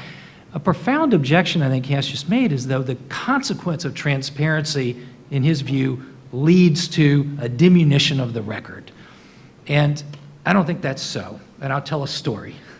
I published a book called White House Email, and actually I published that book in 1995, and the little disc that's in the back of it you can't even read in a computer these days. It was email from the Reagan White House. We brought a lawsuit to save it when they were trying to get rid of it. And one of my former board members called me up and said, "Want to have you over to the Situation Room." His name was Tony Lake, and he was Clinton's national security advisor.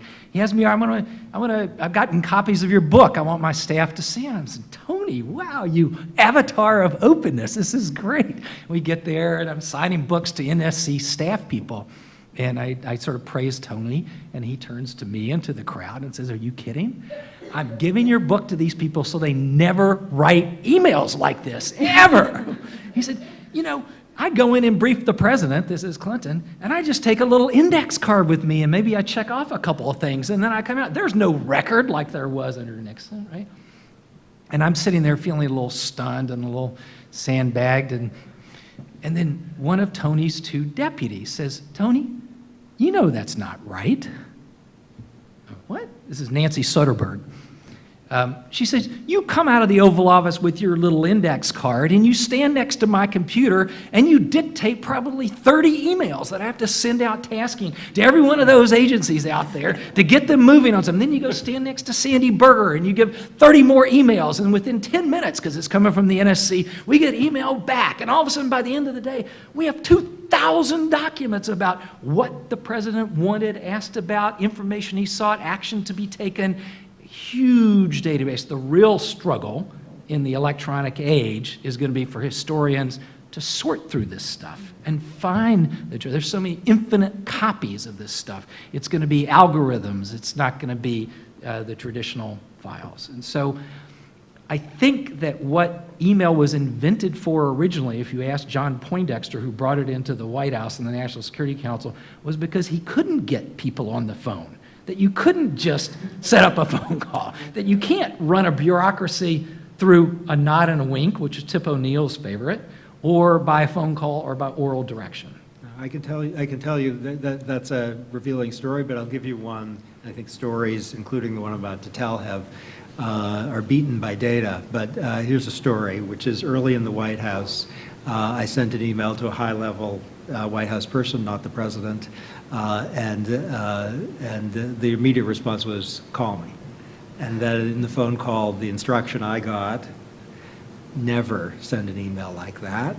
And I never did, which means there is an historical record of conversations of that type. That's not a catastrophe, but the historians probably aren't happy about that. You can't find that stuff out. But that's true of a lot of presidents pre-FOIA, even Johnson. No, I mean, they did write okay, we have to be down- very careful here, because there is no question, none, that FOIA has had a significant effect in moving people away from email and toward phone calls. The exact magnitude, but to say that happened before FOIA is irrelevant. This is a cost of FOIA. It is I'm very pro FOIA. I want more FOIA, not less. But the welfarist lens, the word welfarist isn't a warm word like the word legitimacy, but the welfarist lens focuses us, I think, on what the Times does at its best, which is thinking, what are the human consequences of what the government's doing? And that lens, I think, will make us think, not so much what did X say to Y when, which is the historian's good question, and it may have long-term importance, but instead is, what does the government know about toxic chemicals? Mort. Yeah, so I want to talk about, raise questions about this issue of whether the fact that the Freedom of Information Act may lead to the disclosure of advice somehow leads people to give different advice. I think it's not true, and I don't understand the argument for it. First of all, the real fear before emails, before the Freedom of Information Act, was something called leaks. And people who are concerned do not want the advice they give to the president or senior officials to be made public, fear leaks to this day much more than they fear the Freedom of Information Act. Leaks occur every day, they occur immediately, they occur because somebody thinks the person would not want that advice out and therefore doesn't give it. So the problem of how do you get candid advice to the president existed before the Freedom of Information Act, will exist whatever the B5 exemption says, and leads people to give private advice, and they did that before emails and before and after emails. If you don't want it public, you get a very small group in the room and you say it to the person, but it's not because of the Freedom of Information Act, it's because things leak out and everybody does it, and every president has lamented after 3 days in office, I can't have a conversation without it leaking out. But the other is, I don't understand why a government official doesn't want to have come out what he really believes. I mean, this argument seems to say that I will say to the president not what I really believe, but something else if I think it will come out. Well, first of all, my view is if you think that way, you shouldn't work for the president. We don't want government officials who are not willing to say publicly what they will say to the president. And I also don't understand the argument. I never said anything to a senior official that I didn't believe to be true and that I wasn't proud of saying. And I don't understand why you want to promote a system which makes it more likely that people will say things that they don't want other people to know that they've said to the president. And I don't understand why the president wants a system which encourages people to say things which they won't say by your argument if they fear that it will come out under the Freedom of Information Act. Okay. Suppose you have someone in the National Economic Council who thinks that an economic policy that would work against unemployment would have long-term adverse macroeconomic consequences. It's a sincere belief. If it's in the newspaper, the person looks like a real creep. That person could be subject to a story of scandal, where long-term speculative macroeconomic variables are running over a focus on short-term and real economic distress faced by America now. That person looks like he ought to be fired. Calls for that person's resignation, if you gin up the hypothetical, would be obvious. Ben Rhodes, who works in the White House, talked to the New York Times in ways that produced, this is very recently, calls for his resignation by prominent members of Congress. He didn't say anything in his conversations with the White House that he doesn't believe. If we tape record everything you say in the next 3 weeks and the New York Times sticks it on the front page, I'm betting that, given the way you just spoke, that you are going to be sincere in everything you say in the next 3 weeks. If you knew it's going to be in the New York Times in the next 3 weeks, it's going to haunt you during. It's totally different than advice you give to the president. As a private citizen, I have the right to keep secret whatever I want to keep secret. But if I'm employed by the government and give advice to the president, I don't have a right to say things that I would not say. Well, the word right is, I don't disagree. You don't have a right from anything not to have disclosed what you say to the president. The question is whether it's a desirable state of affairs where everything everyone says to the president ends up in the newspaper. And the argument that it's not a desirable state of affairs is that you prevent people from saying things which they sincerely believe, but which can be characterized in a way that's extremely ugly. In a culture that is highly prone to demonization of individuals. There's probably no one, I think, in the Bush and Obama administration who, if you isolated everything they said in a high-level conversation, couldn't, in one of those conversations, made to look like the person ought to be resigning yesterday, either because they had a bad day or because they had something that, if it's characterized in a certain way, makes them look terrible. But that's extremely unfair to them. They might have been wrong. They might have been venturing an argument. They might have had something which, if it's in the Washington Post, makes them look like creepos, but they're actually really trying to protect something which deserves protection. So I think the distinction you're drawing between human interaction of the private sort and government, you're right in some deep sense, but along the relevant dimension, the reason you don't want those conversations to be public is the same as the reason I'm giving. Now, I want to get on the cost side of the ledger. If it were what I'm describing as the reason it's not fantastic, the reason it's bad to disclose this stuff, it's not like the United States government is going to collapse if we went in your direction. It's possible, but it's not likely. So how wonderful is it to know that the head of the Domestic Policy Council, let's say, argued vigorously for something involving same-sex marriage?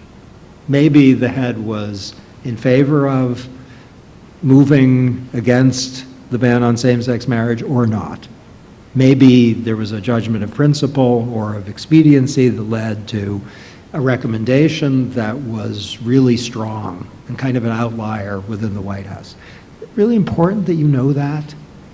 I mean, I think that, does the person have a right that that not be told? You're correct on that. But I don't think that's the right question. The right question is, if that person, who's a human being after all, is going to be exposed in that way, is that a good thing for the United States?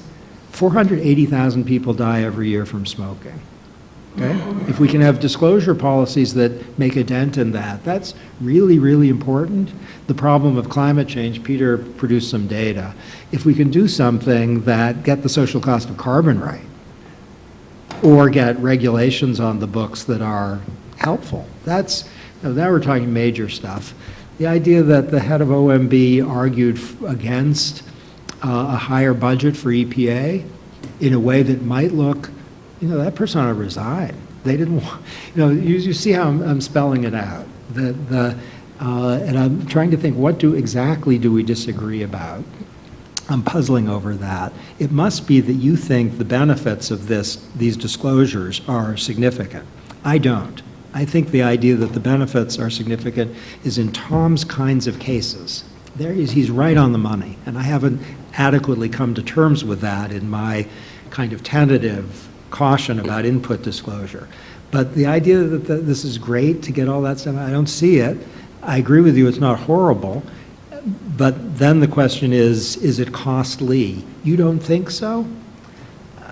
These are human beings who are saying stuff that are going to produce maybe a criminal charge, certainly a call for resignation yesterday. That's not speculative. Ben Rhodes, a great guy, has been a national target, not because of anything, that violates my stricture, but because of, a pretty good story in which he said 2 or 3 things. I'll say again, we have a 40-year running experiment on this subject, and the results of the experiment are pretty clear. The commissioners of independent regulatory commissions do not talk to each other seriously in the open meetings that the government and the Sunshine Act intends them to have. One last question, and then we'll close. Yes, please, at the back. Roy Pellet from Strix Law School in Israel. I'll try to be very quick points. I agree with everything you said. I just think it's really just a part of the picture. So, for sure, some instances people are less candor. It might also be that in some instances they would be more candor. And I'm thinking now of the investigation into Israel's Second Lebanon War in 2006. There was an investigation committee afterwards, and minister at the time, Peres, says, to the committee, I knew this is a bad idea. It turned out very badly, the war. And he's asking, why didn't you say that? And he says, well, you don't confront the prime minister on the first day of a war. And I'm thinking, and this was supposed to be secret confidential files afterwards. There was a Supreme Court case, ordered the files open.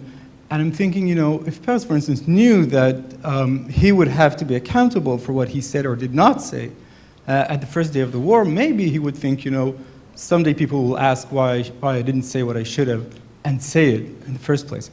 Other thing is, I think, I totally agree with the fears that you mentioned about sensationalism, right? And how that, harms people, etc. But there might be other solutions than keeping everything confidential. And one of them might be that people, in the course of our lives becoming more transparent, and it seems sort of inevitable that we're going that way, will learn to think of how they speak, to formulate their things in a way that is easier to defend. What might make some of the meetings less fun, and some of the jokes or puns less more dry. Okay, so the point is, would this encourage more disclosure and transparency rather than discourage? So you're clearly right that at least once in the course of history, without deliberative process transparency, someone would say something that they otherwise wouldn't. So the effect would go in the other direction at least once in the history of the world. But the dominant tendency would be to cause silence or telephone calls. And Peter gave a more vivid example than I did. We actually have evidence. So you're cleverly and correctly drawing attention to a counter effect, where the sign goes in a different direction, but it's dwarfed by the other. The number of cases in which someone owns up to distress at badness because they will be held accountable if they aren't is just not as high as the number of cases in which people think, oh man. So, but I think I think this is probably good that we're focusing on a very hard question, but it's probably right to say that the 3 of us, the 4 of us, could design a FOIA, let's say, enhancement statute that would be a great triumph for the beginning of the next 50 years, and none of the disagreements that we have would materialize. And that's a nice task with a new president whose name might not begin with T, and who's going to be thinking about exactly these questions. Well, thank you for ending on that hopeful note, and thank you everyone for sticking out until 9:30. And announcement, I think we have breakfast, Sumin, right, tomorrow at 8 in the morning. Yes. So you have less than 12 hours to come back here tomorrow for breakfast. So good evening, everyone. That was great, thank you.